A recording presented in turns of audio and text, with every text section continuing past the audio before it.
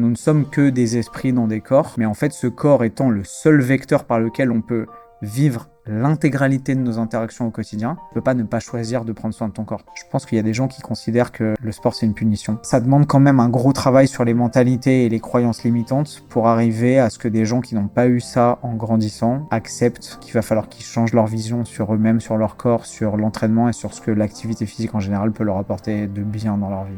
La liberté, c'est pour moi une des valeurs cardinales de l'être humain et de la façon dont je mène ma vie depuis des années. Moi, j'ai accepté d'arrêter de courir après l'argent. J'ai trop parlé avec des mecs qui me disaient « Ah mec, j'ai une boîte, on a fait 2 millions cette année. » Ok. Et Benef ? Ouais, Benef, c'est un peu chaud parce qu'on a mis 1,4 million en pub et... Ok, génial. Pourquoi faire ? Bonjour Antoine. Bonjour Déborah. Je suis ravie de te retrouver aujourd'hui sur ce nouvel épisode de podcast. Je sais que tous les abonnés vont être ravis de te retrouver. Pourquoi ? Parce que ça a été plusieurs personnes depuis des années qui m'ont dit on veut un coach sportif qui soit jeune, dynamique, qui comprenne vraiment le terrain, comment ça se passe, qui parle de l'envers du décor, tu vois. Tu montres sur tes réseaux, sur YouTube aussi comment ça se passe. Tu dis aussi les vérités. C'est ça qui est intéressant. Donc, du coup, pour ceux et celles qui ne te connaîtraient pas, tu es coach sportif, créateur de contenu, avec une belle chaîne et aussi beaucoup d'abonnés, entrepreneur formateur, et tu incarnes vraiment cette nouvelle génération du coaching sportif, de la bonne santé. Et je dis bien bonne santé, c'est important. Je voudrais revenir un peu plus loin sur ton enfance un peu. Okay. Tu rêvais de quoi ? Quand tu avais 10 ans, est-ce que tu pensais je serais hyper inspirant ? Bon, il n'y avait pas de chaîne YouTube à l'époque, j'imagine. Mais tu viens d'où et de quoi tu rêvais ? C'est drôle, tu vois, j'ai eu une famille super heureuse et une éducation vraiment pleine d'amour et pleine d'opportunités. Ouais. J'ai grandi comme l'aîné d'une famille de 3 enfants. Donc j'ai un petit frère et une petite sœur qui sont des génies tous les deux. C'est des fusées, mais chacun dans leur domaine, tu vois. J'ai un petit frère qui a une intelligence de l'action, de la praticité, de la débrouillardise exceptionnelle. Et ma petite sœur, elle est avocate et elle est brillantissime. Et donc, ça a toujours fusé dans la famille. On avait toujours des débats, des discussions extrêmement enrichissantes. Et j'ai toujours su que je voudrais faire un truc en lien avec mon énergie naturelle qui est assez importante et que j'aurais besoin d'exploiter ça et de la répandre, tu vois. Mais je me disais pas que j'avais envie d'être inspirant particulièrement ou quoi que ce soit dans ces lignes-là. J'avais juste envie de faire un truc qui, moi, me passionne avant tout. Et si ça pouvait être contagieux et inspirer les autres, c'était bien, mais au début, c'était un bonus, tu vois. Je pense que ça part d'une démarche un peu égoïste, forcément, où j'ai jamais voulu rentrer dans une case. Et j'ai toujours voulu arriver à, tu vois, formuler mon chemin de vie et faire en sorte que mon existence ressemble à un truc qui me correspondait vraiment. Ce qui a évolué au fur et à mesure du temps, évidemment. Mais je voulais surtout pas... En fait, je sais pas, j'ai toujours eu peur de me sentir, tu vois, étriqué à l'étroit dans un moule qui n'était pas fait pour moi. Et mon parcours traduit un peu ça aussi parce que j'ai eu la bougeotte et j'ai changé, j'ai réévalué mes capacités et j'ai revu mes objectifs au fur et à mesure. Et j'ai laissé libre cours à mes envies pour faire tout un tas de trucs. C'est marrant parce qu'il y a quelques années, mon parcours de l'extérieur, il aurait eu aucun sens. Tu vois, genre, j'ai fait des trucs tellement différents et la sérendipité m'a amené dans des champs d'action et des univers professionnels tellement divers que tu pourrais te dire, ok, qu'est-ce qui se passe, qu'est-ce qu'il fait ? Est-ce que le mec est juste un super touche-à-tout, il est juste curieux ?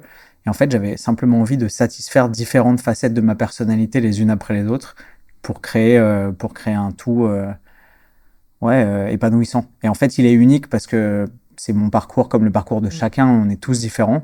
Mais moi, tu vois, j'ai jamais voulu suivre un chemin trop tracé, trop académique, trop... J'ai eu un père militaire qui, lui aussi, tu vois, avait fait un doctorat en droit avant. Donc, il y a quand même une petite graine de curiosité dans la génétique familiale, tu vois. Ouais. Et moi, je l'ai simplement arrosé au cours de toutes ces années, quoi. Avant d'être coach sportif, tu te réveilles pas un jour en étant coach et inspiré. Bon, on est dans la bonne période où forcément c'est facile de communiquer par rapport à la génération de nos parents où il fallait avoir toute une équipe pour filmer ou pas de réseaux sociaux, etc.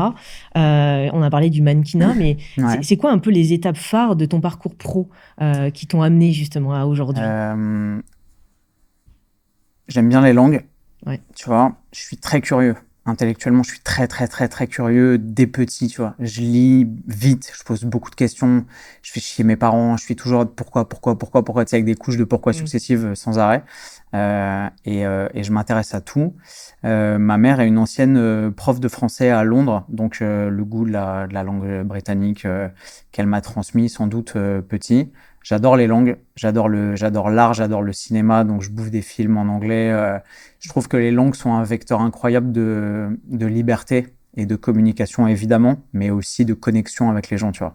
Et je vois ça sous un prisme à la fois un peu la classe à l'américaine du cinéma où, tu sais, en plus en France, on n'est pas doué pour les langues. Donc quand tu es doué pour les langues, tout de suite, c'est wow, il parle un super anglais ou il parle un super espagnol, ou tu sais, quand tu as une langue rare un peu que tu maîtrises à peu près, tout de suite, c'est le mec, où il a voyagé, il a un parcours hyper cosmopolite, ou alors c'est un agent secret, tu vois.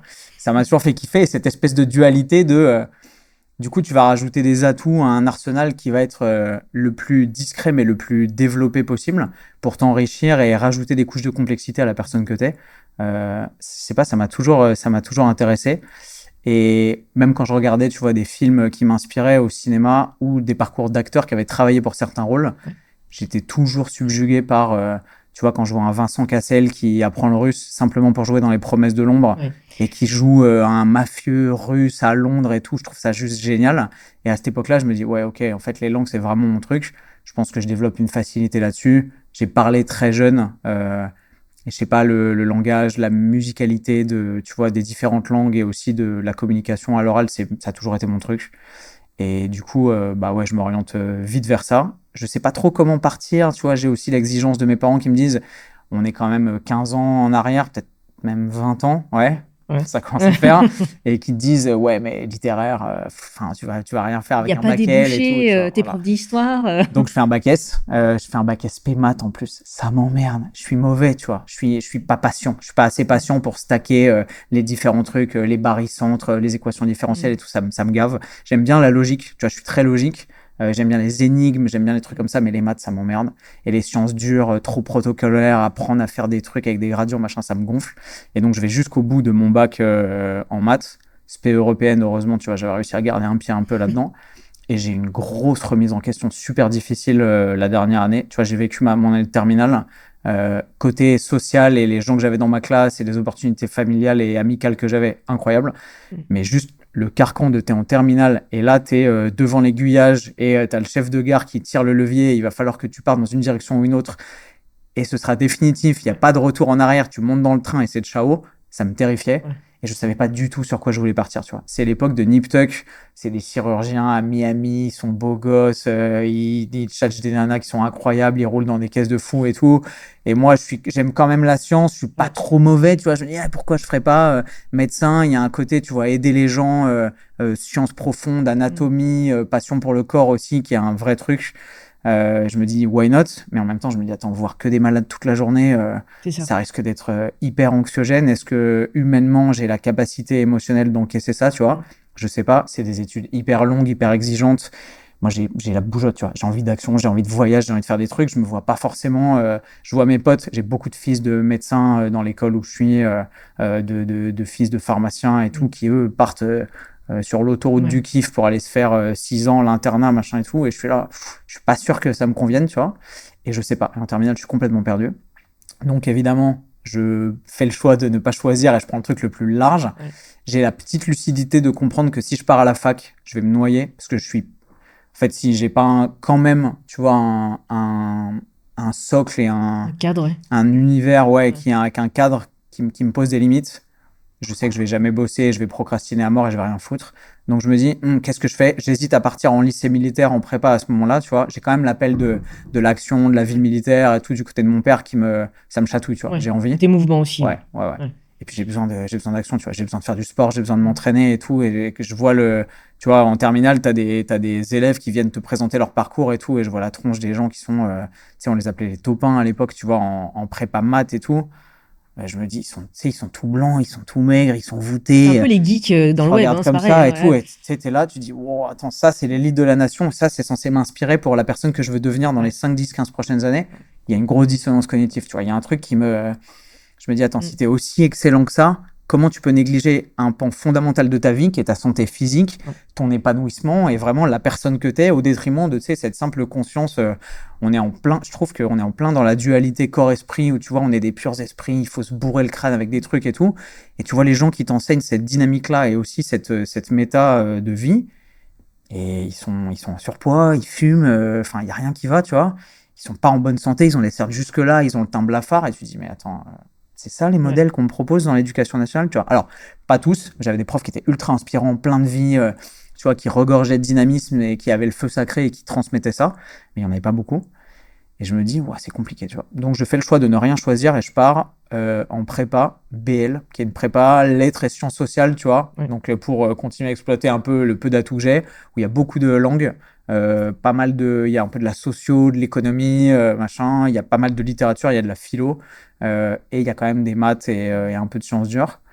Et c'est incroyable. Genre, c'est hyper exigeant. Intellectuellement, c'est un gros rythme. Genre, moi, j'aime, tu vois, être stimulé et tout, mais 40 heures de cours dans la semaine où tu te fais tabasser la gueule. J'ai le droit de dire des gros mots, quoi? Oui, tu Ok, magnifique. On a aucune restriction. Allez, désolé. C'était une question rhétorique parce que j'ai pris le droit avant de le demander. Ça vient du cœur. Mais on est nickel. Tu te fais tabasser la tronche par des profs qui sont tous agrégés, qui sont d'une puissance intellectuelle remarquable. Enfin, tu vois, genre, j'ai vu beaucoup de gens intelligents dans ma vie avant et après. Mais en prépa, t'as quand même des pointures. T'as des mecs qu'on fait normal sup, mon prof de maths, il avait fait Polytechnique. Enfin, t'as des gens, tu sais, j'ai vu dans les yeux de ces personnes-là la lueur de attends, ça fait 10 minutes que je t'explique un truc qui est simplissime pour moi. Comment se fait-il que t'aies pas encore compris? Et t'es là, tu sais que t'es pas au niveau et t'as envie de t'excuser humainement ça c'est connecte pas possible pas. en fait, ça touchera pas, tu vois, les connexions ne se font pas. Et ouais, c'était à la fois extrêmement stimulant et ça rend extrêmement humble parce que tu as des gens qui sont des fusées en face de toi et toi, tu essayes juste de suivre le rythme en fait. Tu essayes de pas te noyer, tu essayes de sauvegarder ta santé mentale. Moi, je m'entraînais, tu vois, franchement, j'avais 40 heures de cours. On avait un devoir sur table de 6 heures le mercredi après-midi de 13 à 19. Franchement, en termes de concentration, tu me demanderais de faire ça aujourd'hui, à l'époque de l'ultra-stimulation des téléphones et tout. Je pense pas que je pourrais rester 6 heures le cul sur une chaise, derrière une feuille de papier à remplir 4 copies doubles, tu vois, sur un thème, la séparation de l'Église et de l'État, j'en sais rien, moi, l'ingérence du gouvernement dans les politiques fiscales, enfin, des trucs, tu vois, genre, aujourd'hui, tu me parles de ça, ok, enfin... Déjà, on n'a plus 20 ans, enfin 15 ans, et en plus, la société, même 18 ans, ils n'y arrivent même pas, au bout de 5 minutes, et décrochent. Sans doute. Mais bon, à l'époque, je serre les dents, j'y vais, et comme je veux quand même me maintenir en forme et que je sais toujours pas ce que je veux faire, tu vois, je me dis à tout moment, ça me gave, je me barre, je m'engage dans la Légion, ça vrille, tu vois. Et je passe la première année, je sais pas comment, on est 40 en première année, ils prennent 20 élèves, je crois que je finis genre 18e ou 19e de la classe, tu vois, je suis vraiment milieu de classe, et du coup, donc je fais mon hypocagne et j'arrive en cagne, je suis en fond de tiroir, tu vois, je suis vraiment au bout de la classe. Mais je suis super bon en anglais et puis je suis marrant, tu vois, je pense que les profs, je les fais marrer un peu, tu vois, ils disent bon, il est pas trop con, peut-être on va pouvoir en faire quelque chose, tu vois. Je suis à côté de gens qui sont brillants académiquement et qui sont des énormes bosseurs, tu vois, genre ça taffe. Le soir, on finit les cours à 18h, on prépare nos cols, on a l'école pour les gens qui savent pas ce que c'est en prépa, c'est une interro orale où généralement tu arrives, on te donne un sujet, tu as un quart d'heure, 20 minutes de préparation et tu passes à l'oral devant un prof qui est agrégé, qui est spécialité de la thématique, de la matière et du sujet qui t'a filé. Et tu es comme ça à l'oral en train d'expliquer pourquoi Gambetta il a mis en place tel truc et en fait tu es face à un mec, oui, non, ok, non, c'est de la merde, tu sais, qui t'arrête au bout de 2 minutes, bon, vous pouvez pas dire ça, c'est pas possible, et qui te casse la gueule pendant 25 minutes et c'est là, genre, ok, à la fin il dit, bon, mais il y avait quand même de l'idée, allez, je vous mets 12 sur 20, merci, bonne soirée et tout, et tu sors, il est 20h. Moi, j'étais en internat, tu vas bouffer et tout, t'es en mode, oh là là, t'as le cerveau qui fume, t'as encore tous tes cours de la journée à réviser et t'y retournes le lendemain matin de 8h à 18h et ça, toute la journée, pendant toute l'année, pendant 2 ans, tu vois. Ou 3, si t'as pas la chance de décrocher les grandes écoles que tu veux ou que tu prépares à la fin de l'année. Donc, c'est un rythme qui est extrêmement exigeant et je suis content d'avoir eu la niaque d'aller au bout. Je passe en deuxième année et en deuxième année, je découvre le concours du CELSA, qui est une école de communication et de journalisme. Et là, je me dis, bon, ça c'est fait pour moi. Tu vois. Genre, l'épreuve, c'est une épreuve d'anglais à l'écrit et une épreuve de dissertation, synthèse de dossier, où il va falloir jouer de la flûte en racontant des trucs un peu inspirants sur des thèmes qui sont sous tes yeux. Donc, je vais aller nickel. Et en fait, je prends le tunnel de ce truc et toute l'année, je fous rien sur toutes les matières. Genre, je suis vraiment, vraiment mauvais, tu vois. À la fin, on était obligé de passer le concours de Normal Sup. Je sais pas, je crois que j'ai 4,5 à toutes les matières, tu vois. En anglais, je dois avoir, 11-12 et je prends des trucs, mais en histoire, géo, enfin, vraiment, je me fais détruire. Mais par contre, je ponce toute l'année le concours du CELSA en mode ultra spécifique. L'anglais, la prof d'anglais, elle est jeune, machin, elle est hyper dynamique, elle m'a à la bonne, je suis devant la classe, elle me tabasse et tout, je fais des progrès de ouf. Ultra exigeant intellectuellement aussi, tu vois, je pensais que j'étais bon en anglais, j'arrive en prépa, tu te manges un 9,5, tu dis, non, mais j'ai eu 19 au bac, tu vois. Oui, mais on n'est plus au lycée, ça marche plus comme ça, tu vois. Et je ponce le truc de la disserte, les sciences de l'infocom, vraiment tous les théoriciens de la communication, les trucs des grands médias mainstream mais je te parle de ça, on est en 2007, donc il n'y a pas de réseaux sociaux. Enfin, c'est vraiment, j'ai poncé ça dans une méta qui aujourd'hui n'a plus cours, tu vois. Genre, ça n'existe plus. Et j'arrive au concours du CELSA, je vois des anciens élèves que j'avais vus au lycée à Montpellier où j'avais fait mes études dans le sud et tout le monde est comme ça, on est dans un amphi, il y a 400 personnes, tu sais, le bruit des chaises, des feuilles qui tournent et tout. Je sais pas, j'ai une espèce d'intuition, je me disais, mais là, je suis prêt, en fait. Genre, j'ai jamais été aussi prêt. Tu sais, pendant toutes mes années de prépa, je me suis fait détruire. Genre, t'arrives, tu sais que t'es mauvais, tu vas jouer de la flûte pendant 3/4 d'heure sur des trucs. Une fois, j'ai eu 1,5 en histoire. Je crois que le thème, c'était les officiers généraux et la politique de 1870 à 1914. Le prof, j'ai fait un paragraphe de 15 lignes, je connaissais rien. Et le prof a mis 1,5 pour le style, mais que faire de ça? Et il me l'a rendu, genre, comme ça. Et tu fais genre, ok. Vraiment, tu vois, genre l'humiliation suprême, mais je sais que j'étais pas bon et que j'avais pas la capacité mentale d'engranger toutes ces connaissances et surtout ça m'intéressait pas. Et c'est peut-être de la paresse intellectuelle, mais quand un truc m'intéresse pas, j'arrive pas à me connecter ni à la personne qui essaie de me le transmettre, ni au sujet qu'on essaye de me faire ingurgiter et ça rentre pas en fait. Et si un truc pique ma curiosité ou m'intéresse, je peux passer des nuits en hyper focus dessus, comme je l'ai fait après pour tout un tas de trucs. Mais si un truc me gonfle, c'est impossible, tu vois. Genre, je veux bien y mettre tout le cœur quand c'est pour aider des amis, des gens de ma famille ou quoi. J'essaie de me mettre dedans, de m'y intéresser, de me mettre dans le processus mental et tout, mais je suis pas bon, tu vois. Les connexions se font pas. Du coup, tu passes le concours. Je passe le concours du CELSA. Ça se passe bien? Je l'arrache. Genre, je sais pas comment, j'ai eu 18 à la 10. Enfin, je crois que je rentre major dans ma promo. Je crois que j'ai 17 en anglais, 18 sur la disserte. Enfin, la disserte, genre, j'avais l'impression d'être dans un état de flow. Tu sais, genre, tout ce que j'avais appris pendant l'année, mais j'avais fait ça de façon hyper scolaire, tu vois. Dans ma tête, j'avais des cas pratiques, des exemples, des citations pour chaque thématique. J'arrive devant le sujet, je dis, ouais, mais c'est bon. Boum, ça part, tu vois. Est-ce que c'est peut-être pas la prépa qui t'a préparé?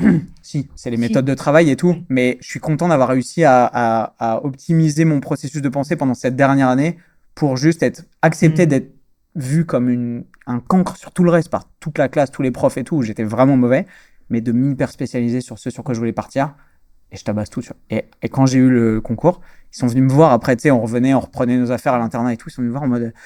Antoine, félicitations, franchement, tu sais, j'étais dans une petite prépa à Orléans, et ils n'avaient pas des gros résultats, tu vois. J'avais un dossier qui était bon, mais pas ouf, qui m'avait pas permis d'aller dans des grosses prépas parisiennes, Henri IV, la Canal, machin, des trucs où il fallait être une fusée, c'était pas mon cas, et mon dossier était pas dingue.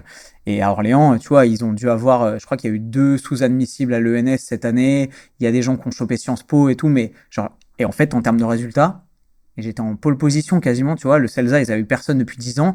Et les agrégés de philo qui étaient venus en mode, mais c'est incroyable que vous ayez réussi à transformer votre potentiel, soit dit en passant, qui était pas dingue, tu sais. Donc j'étais content et c'était une belle reconnaissance. Et en fait, en parallèle, pendant toutes ces 2 années, j'avais continué à m'entraîner le peu que je faisais à l'époque, tu vois. Je faisais un peu de sport de combat et tout machin. T'arrives en prépa, t'as plus le temps de rien faire. Tu vois, genre, j'avais essayé, il y avait un truc de pancras à côté, c'était même pas du MMA à l'époque, c'était du combat libre, tu vois. Et j'y étais allé, j'ai fait 2 cours. J'en ai parlé à mon père, il m'a dit, mais jamais en fait. Jamais tu vas risquer de te faire une luxation de l'épaule alors que t'es 2 ans. Là, t'as qu'un seul job, c'est qu'on te sponsorise, on te paye. Alors le lycée, il était public, mais tu vois, genre, il me payait quand même l'internat, les allers-retours en train, parce que je vivais à Paris à l'époque. Genre, tu la boucles et tu bosses pendant 2 ans et tu fais ce pourquoi on espère que tu vas réaliser ton potentiel, tu vois. Et donc, les seules options que j'ai, c'est de faire des pompes dans ma chambre d'internat où on est 4 et d'aller courir le soir à minuit quand j'ai fini mes révisions et mes cols, tu vois. Donc je fais que ça, je vais courir, il y a une espèce je suis dans un lycée dans lequel il y a un gymnase, tu vois, il y a un petit stade de 300 mètres, et du coup je sors en scred le soir à minuit, je saute la barrière, on est à Orléans, il fait 10 degrés et tout, et je vais courir entre minuit et 1h, tu vois, pas tous les soirs, mais de temps en temps, pour garder aussi ma santé mentale, conserver la niaque et me dire, ouais, à tout moment, cette vie, elle est pas faite pour moi et j'ai envie de m'engager, passer un concours de pilote de chasse ou n'importe quoi. Il faut que je reste en forme, tu vois. Comment t'en sors? Comment tu sors des études et... En fait, je passe en même temps le concours de Saint-Cyr, qui est l'école des officiers de l'armée, et je le réussis, quoi. Et je suis en mode... Et pour le coup, c'est quasiment les mêmes épreuves que Normal Sup, en moins exigeant parce que c'est quand même moins coté intellectuellement, mais j'arrive à rentrer à Saint-Cyr, tu vois. Et je suis en mode, oula. Et pendant l'été, à l'issue de mes 2 ans de prépa, j'ai un mois où je sais pas quoi faire. Et là, je repars sur le variantement de fin de terminale en mode, ok, bah j'ai 2 vies là. Où je pars et j'apprends la communication, je vais dans des agences de presse, la vie parisienne, les trucs, tu vois, le journalisme et tout. Et je peux apprendre des langues et faire des trucs stylés et évoluer dans cette vie qui est un peu plus quand même, tu vois, jet set, cosmopolite et tout, et sans doute intellectuellement un peu plus orienté vers cette vie civile, des médias et tout. Ou alors, le 1er septembre, on me rase la tête, je mets un treillis et je vais commander littéralement un bataillon au feu. Je pars à West Point en échange universitaire et dans 3 ans, je sors, je suis lieutenant et je prends une section ou un bataillon dans un régiment de la Légion, tu vois. Et c'est dur. Là, c'est le dilemme. Et en vrai, c'est dur. Et j'ai ces 2 parts en moi, tu vois. J'ai ces 2 entités qui se répondent et qui communiquent depuis toujours. Mon frère, à ce moment-là, mes parents divorcent. Mon frère, il s'engage dans les pompiers de Paris. Mon frère, il est ultra affûté, il est super sportif. Il part en mode autoroute. Tous les week-ends, je rentre de prépa. Lui, il sauve des vies, il fait accoucher. Enfin, littéralement, il y a des histoires, mais il a sorti des mecs de bagnole. Enfin, des trucs complètement incroyables. Tu vois, ça devient un héros entre ses 18 et ses 18 ans et demi. Il fait des trucs que moi, je ferais jamais, tu vois. Et je suis en mode, c'est quand même incroyable la valeur qu'il a dans cette société et ce qu'il apporte aux gens. Est-ce que je vais vraiment juste aller faire des PowerPoint pour optimiser des campagnes de presse pour Burger King, tu vois? J'en sais rien. Il y a ce truc-là. Et j'hésite, en fait, pendant les 2 mois d'été, je ne sais pas.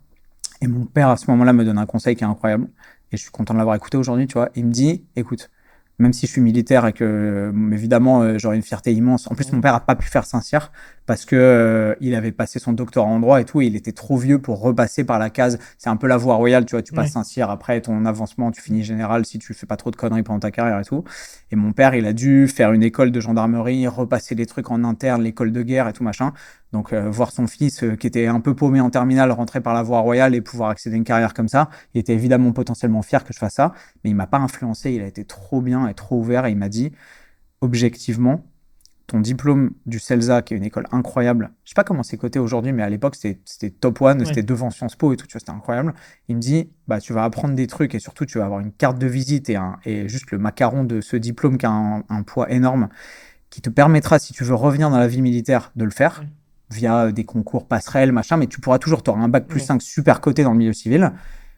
En revanche, si tu passes Saint-Cyr, que tu fais tes 3 ans, que tu apprends à commander au feu, que tu vas dans la jungle, faire des stages commando, choper des pitons à main nue, machin, génial. Mais qu'au bout des 3 ans, tu te rends compte que tu es malheureux et que tu veux revenir dans le civil. C'est compliqué. Ce que tu auras appris en termes de management, de charisme et tout, ok, c'est cool, mais tout le monde va te voir comme un pignouf de militaire et ça va être très difficile de te réintégrer, tu vois. Et là, j'entends ça et je me dis, putain, ok. Donc, en fait, j'ai 2 choix, enfin 2 options, mais il y en a une, elle vaut double parce que potentiellement, elle me permet de rebasculer sur l'autre, alors que la première, elle est hermétique, tu vois. Et le 1er septembre, je suis en Corse avec mon ex de l'époque et je reçois un coup de fil à 8h du mat, lunaire comme dans les films, tu vois, genre, Monsieur Fonbonne, oui, Major Barrière, je suis au bureau de la sélection de Saint-Cyr, qu'est-ce que vous faites? Je dis, mais comment ça? Tu sais, j'ai sauté une classe, j'ai 17 ans et demi, je dis, quoi? Elle me dit, bah ouais, vous avez fait votre choix, vous êtes sur la liste, là, la rentrée c'est demain. Je lui dis, mais enfin, non, j'ai toujours pas. Il me dit, bah ok, vous êtes où? Je dis, bah je suis en Corse. Il me dit, où? Je dis, bah je suis à Ajaccio. Il me dit, ok, bah vous décidez, je vous rappelle dans 1 heure, et si vous me dites que vous engagez, et bah on vous envoie une Jeep, et enfin, on ne sait rien, et on vient vous chercher, on vous envoie à Calvi, et demain vous prenez l'avion, et vous êtes pour la pré-rentrée demain le 2, quoi. Il m'a raccrochonné. Et là, bah, lunaire, tu vois. Et du coup, je suis comme ça, pendant 1 heure, je suis dans la salle de bain. Tu sais, je me refais la scène de la haine en mode, ouais, c'est à moi que tu parles et tout. Je me regarde dans le miroir, je suis en mode, je sais pas, tu vois, c'est la cristallisation de tout ce travail et tous ces jours où tu as accepté de différer ta gratification et de bosser dur sans rien recevoir. Puis tu mérites rien, tu sais, t'es un enfant, tu bosses, tu fais ce qu'on te dit, tu vas à l'école, tu fais tes devoirs et tout machin. Et là, je suis en mode, wow, là, je peux décider de ma vie tout de suite. Ouais, c'est là, tu et si je joue à pile ou face, boum, le script, il change d'un coup, tu vois. Et en fait, il me rappelle à 9h. Et je lui dis ça, tu vois. J'appelle mon père entre-temps, et c'est là qu'il me donne ce conseil au téléphone. Et heureusement, il décroche, parce que mon père, il décroche jamais au téléphone. C'est un enfer. Il est tellement busy que c'est impossible de l'avoir. Et là, il décroche, je suis en mode papa et tout. Et c'est là qu'il me donne ce conseil de la valeur du diplôme civil dans la potentielle vie militaire après. Et je lui dis, bah écoutez, Major, je suis super flatté, mais je vais décliner votre offre et je vais quand même aller faire mon offre. Et il me dit, bah écoutez, pas de souci, je comprends, on va donner votre place à quelqu'un qui est sur la liste d'attente, qui sera très heureux d'intégrer grâce à vous. Et puis si vous voulez revenir dans 3 ans, bah la porte est toujours ouverte. Bon, je raccroche. On est le 1er septembre. Ma rentrée, du coup, au CELSA, c'est 10 jours après. Je me dis, il me reste encore 10 jours de vacances. J'ai fait le bon choix. Je me fais bronzer la pilule. C'est magnifique. Et j'attaque cette vie qui est totalement différente, tu vois, mais qui est passionnante. Je fais 3 ans au CELSA où je passe sans doute les 3 années scolairement les plus intéressantes de ma vie. La prépa, c'était très stimulant, mais on essayait quand même de me faire gober des trucs qui me cassaient les couilles. Au CELSA, c'est juste génial. Tu vois, j'ai des profs qui sont des professionnels de la communication et du journalisme, donc ils sont super détentes, qui sont aussi intelligents que les profs que j'avais en prépa, mais qui sont quand même insérés dans un milieu professionnel où ils ont l'habitude de parler à des gens, tu vois, et pas juste à des bouquins, ça change la vie, et qui sont vraiment intéressants. On a des stages, je fais un premier stage, tu sais, j'ai toujours ce goût pour la mode, l'élégance masculine. J'arrive à faire un stage, à me faire embaucher chez JQ, qui est le magazine de référence qui vient juste de se créer au moment où je rentre. Je vais interviewer le rédacteur en chef adjoint, il me kiffe, et à la fin, on échange et tout, je dis putain, j'ai un stage à faire là en master 1, est-ce que vous voulez bien me prendre? Il me dit bah vas-y, je vais me renseigner et tout. Il change de bureau, il va voir l'éditeur, il me dit vas-y, tu commences quand et tout. Enfin, lunaire. Je suis évidemment pas payé, mais je kiffe. Je fais un stage là-dedans, c'est trop bien, tu vois. Je suis avec les journalistes, ils m'emmènent sur les shoots, je vois des stars du mannequinat, enfin, je fais des trucs, je vois des Werner Schreier, je vois John Cortajarena, je vois enfin des photographes de malades. Je suis emmené sur des trucs, je suis en mode ouh, c'est incroyable. Tu vois, je suis en plein Paris et tout, et là la vie, elle a une espèce de densité concrète qui fait que je sais pourquoi j'ai bossé toutes ces années et maintenant ça commence à payer pour les trucs qui me font vraiment vibrer, tu vois. Donc c'est trop bien. Je fais mon 2e stage de master au Kazakhstan parce que je suis dans cette méta de j'ai envie d'apprendre le russe et tout, d'avoir une langue rare, d'avoir un profil un peu. Et j'ai une opportunité, tu vois. Donc je pars au Kazakhstan, je bosse à l'ambassade de France, j'arrive dans un pays qui a rien à voir avec ce que je connais, des réflexes professionnels qui sont, enfin, c'est littéralement, je sais pas comment c'est encore aujourd'hui, j'ai pas trop suivi l'économie du pays, mais à l'époque c'est le tiers-monde, tu vois. À l'époque on me dit, fais gaffe, parfois quand tu vas rentrer du taf, tu vas voir des gens se faire écraser. Parce qu'en fait, c'est des gens qui viennent des montagnes et dans leur village, il n'y a pas de route. Et quand ils arrivent sur la route à Almaty, dans la ville où je suis, ils ont tellement pas l'habitude qu'ils sont comme des lapins dans les phares des voitures et ils se prennent des camions et tout. Tu vois. Je suis en mode, ah ouais, c'est spé quand même, tu vois. Séjour incroyable, dépaysement total, évidemment. Le russe, c'est tellement dur. Je pars, j'ai ma petite méthode à 6000, je révise et tout, je connais rien à rien. J'arrive là-bas. Je prends une prof qui s'appelle Galima, qui est une ancienne prof de russe, d'ex-URSS et tout, qui parle russe, kazakh et allemand. Et donc, comme elle me voit, je suis pas, tu vois, je suis caucasien, je suis pas mongoloïde, kazakh, bah, elle se dit, ok, bah, il est européen, donc il doit parler allemand. Et donc, elle me parle en allemand. Je dis, mais je parle pas, je comprends pas, tu vois. Et en fait, je sais pas, elle m'identifie comme avec un phénotype Europe de l'Ouest, donc elle me parle en allemand, je comprends rien. Donc, c'est un sketch, j'apprends le russe avec une nana qui me parle en russe, je comprends que dalle, et qui m'explique en allemand pour que je comprenne mieux, et ça marche pas mieux. Et c'est ultra formateur, tu vois. Je suis qu'avec des Russes et des Kazakhs, on parle pas anglais, pas français au boulot, donc je comprends rien, mon cerveau il fume et tout, mais ultra rapidement, je suis dans un bain t'es obligé de t'adapter, et en fait, en 2 mois et demi, j'arrive à comprendre, tu vois. Je suis pas du tout bilingue, mais je suis au bureau, et je comprends tout, tu vois.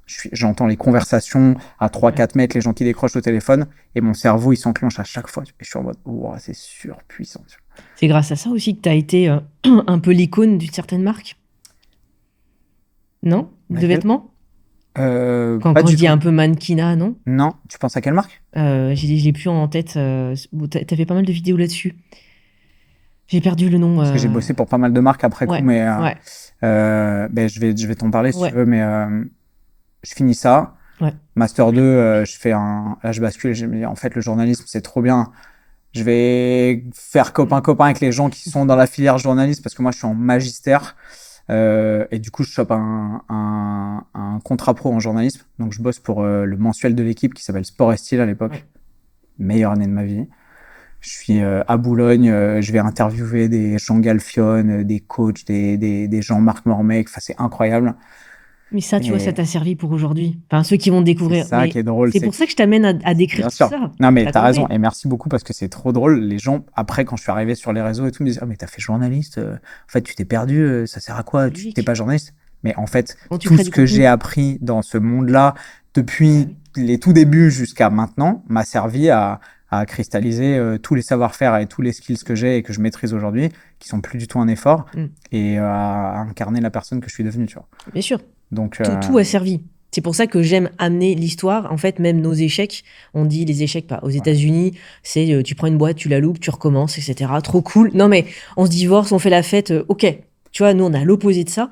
Et c'est aussi pour ça que j'aime amener les histoires des entrepreneurs ou des gens inspirants avec qui j'échange, parce que ça se fait pas en 5 minutes. Tu vois, on parlait en off des abonnés. Bah, c'est pas en 5 minutes que tu as 100 000 abonnés, 1 million. Non, mais on est quand même dans ces sociétés on fait des vues, c'est incroyable, on fait un peu des hacks, etc.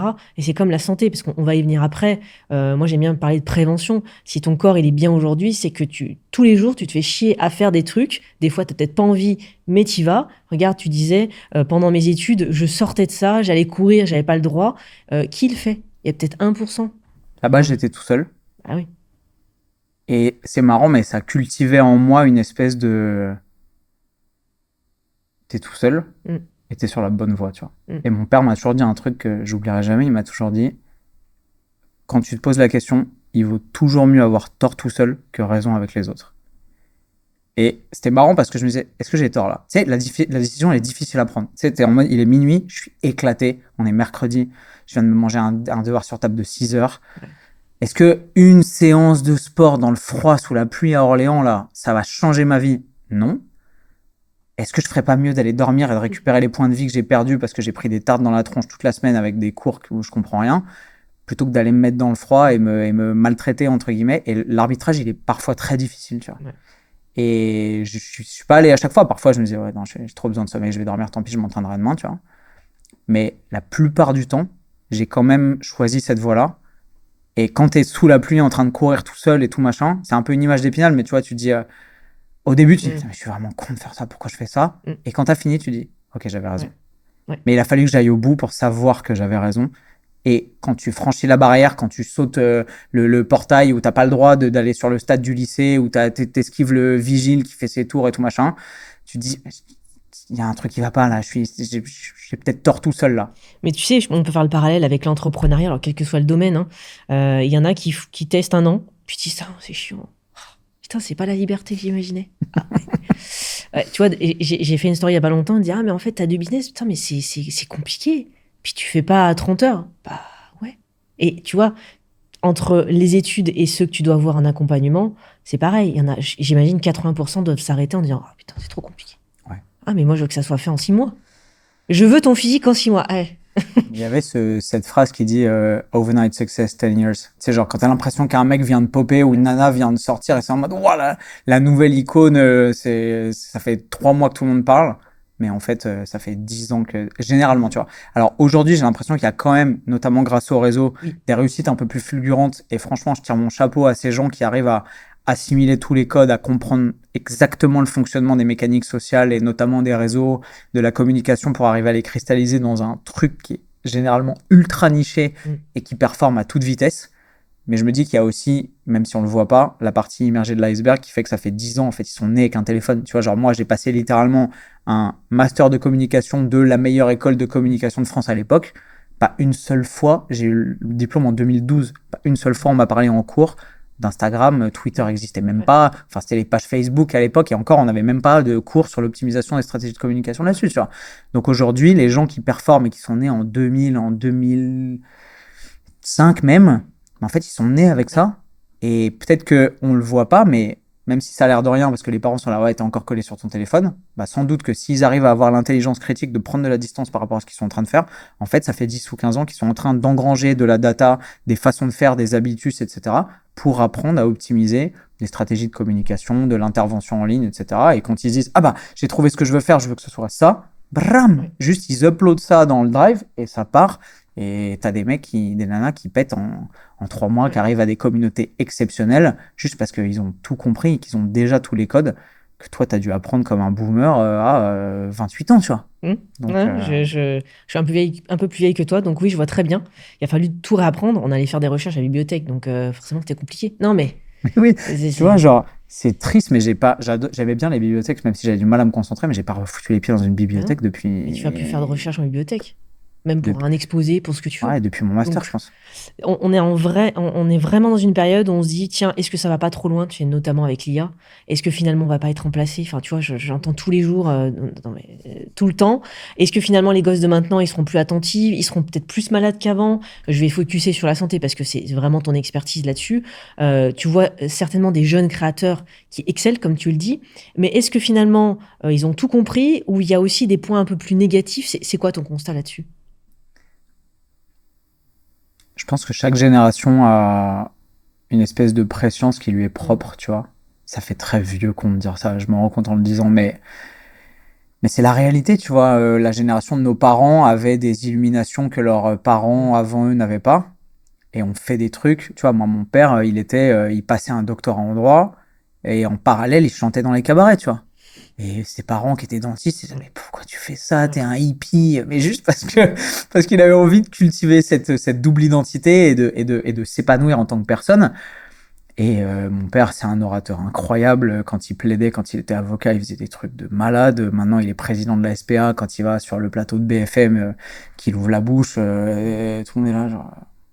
D'accord, Ouais. ok, tu vois. On maîtrise. Comment? Bah comment? Parce qu'il a appris à cultiver ça aussi, et que sans doute aller chanter dans les cabarets, à se prendre des tomates sur la tronche quand il avait 19 ans, et que ses parents lui disaient que c'était pas une bonne idée, ça l'a formé, tu vois. Donc je suis personne pour dire que la nouvelle génération est en train de se perdre et a pas compris et va finir avec des gens qui vont être complètement lobotomisés, etc. Je pense qu'il y a évidemment des dangers et des déviances à toute nouvelle technologie.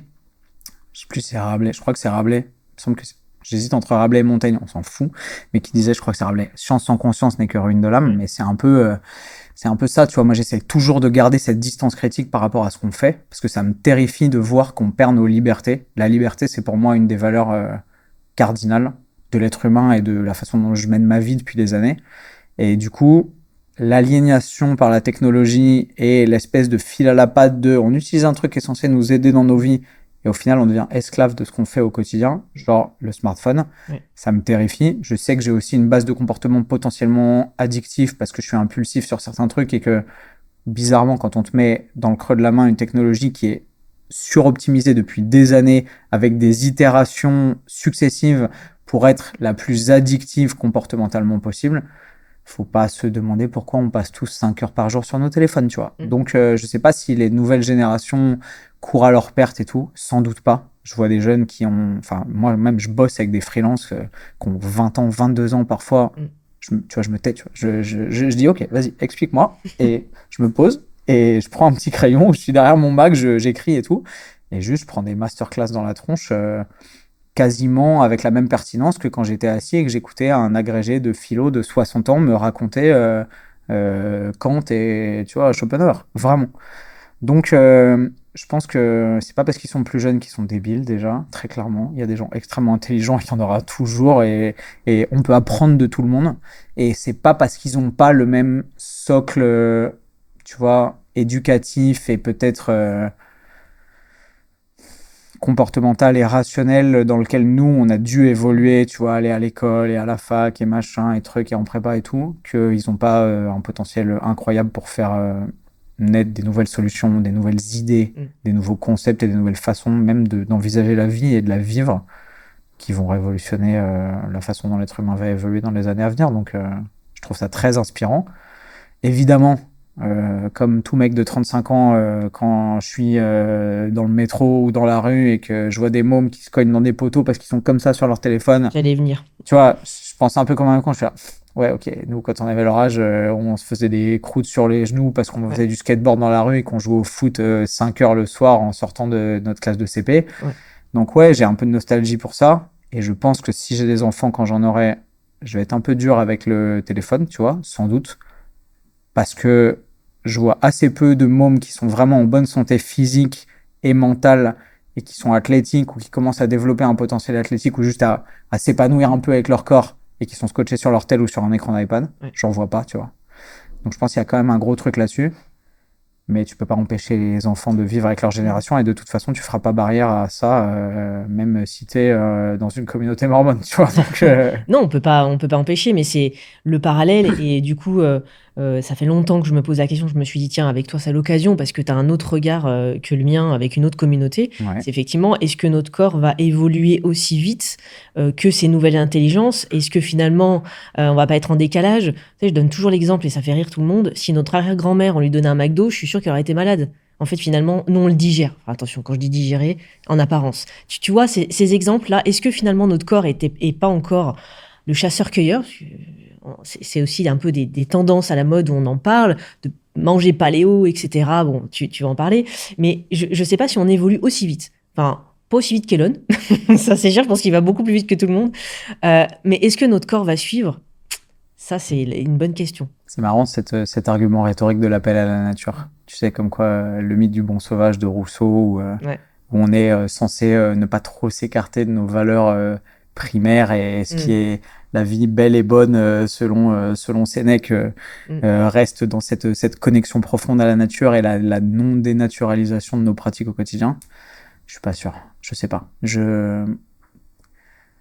En vrai, je suis pas neuroscientifique, mais j'ai quand même côtoyé, grâce à mon parcours, des gens qui avaient ce genre de formation ou de sensibilité-là, et cette science que j'ai pas. Manifestement, effectivement, les technologies évoluent trop vite pour que nos mécanismes, tu vois, synaptiques, cérébraux, émotionnels arrivent à faire face. C'est pas possible. La surstimulation de la nourriture, d'une appétence exponentielle depuis les 30, 40, 50 dernières années par rapport à nos papilles gustatives d'hommes des cavernes, si on veut, tu vois. Il y a une vraie dichotomie. Mais pour autant, c'est le challenge de l'humanité, tu vois. C'est qui sommes-nous pour nous dire que tous les efforts qu'on fait pour évoluer en tant qu'espèce, et j'essaye d'utiliser le mot évoluer sans jugement de valeur, mais ça peut être aussi bien une évolution positive qu'un écart par rapport à la beauté du potentiel humain, tu vois. Qui on est pour penser qu'il faut refuser toute cette technologie qu'on a essayé de bâtir le plus vite possible et le mieux possible. Mais je pense qu'il faut rester centré sur ces valeurs-là, tu vois. Si on garde la maxime du science sans conscience n'est que ruine de l'âme, je pense qu'on peut au quotidien, déjà dans ses pratiques, et peut-être dans l'éthique qu'on va mettre en place pour développer. Je bosse pas en tant que créateur de tech ou dans la Silicon Valley, etc. Mais je pense que si les hommes et les femmes qui le font gardent ça à l'esprit, on peut peut-être arriver à évoluer, en tout cas dans une utilisation et une création technologique responsable. C'est pas du tout mon domaine d'expertise, hein. Tu m'amènes là-dessus, tu vois, j'en parle. Non, mais c'est bien d'en librement. parler. Peut-être ça fera l'occasion d'une vidéo où tu sortiras. Mais j'explore l'idée, mais après c'est vrai que là, en vrai, le challenge de l'intelligence artificielle, pour le coup, c'est un abîme qui est aussi fantastique que terrifiant, quoi. Je pense que... Enfin, c'est pas que je pense, c'est que mathématiquement, on n'est pas capable aujourd'hui de concevoir à quel point on va être complètement perdu face à la puissance de cet outil qui évolue à un rythme qui est sans précédent, sans doute, dans l'histoire de l'humanité, tu vois, vraiment. Donc, je vais même pas m'aventurer à dire, tu vois, est-ce qu'on va être remplacé, est-ce qu'on va perdre notre job et tout. Oui, évidemment, il va y avoir des mutations qui vont être absolument exceptionnelles. Comme les community managers qui n'existaient pas il y a 10 ans. Ouais. Comme tout, tu vois. Oui, ça va sans doute.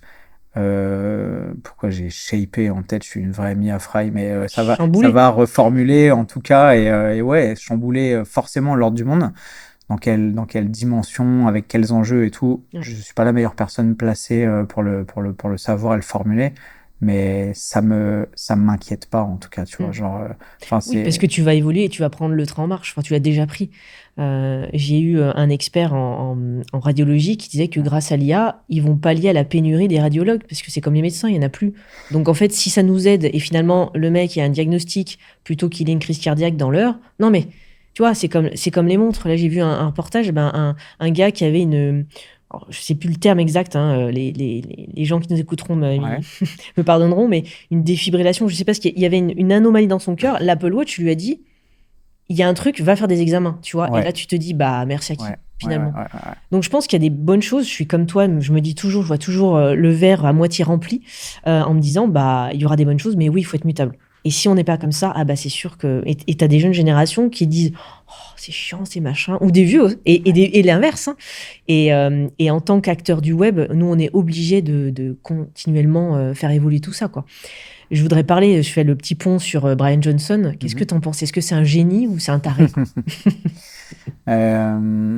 C'est un monsieur qui est beaucoup plus investi et méticuleux que moi dans la cristallisation de ses croyances profondes au quotidien, dans le sens où toutes les connaissances qu'il a, moi je les ai étudiées, c'est un truc qui me passionne aussi, mais jamais j'irai optimiser ma vie à ce point-là pour littéralement faire de mon quotidien un laboratoire d'analyse et de mon corps un cobaye, simplement pour faire triompher sa croyance du bien fondé de la jeunesse éternelle sur l'autel du progrès technologique et de la santé. Tu vois. Genre, c'est passionnant. Je suis très content qu'il y ait des mecs comme lui qui le fassent parce que c'est très intéressant.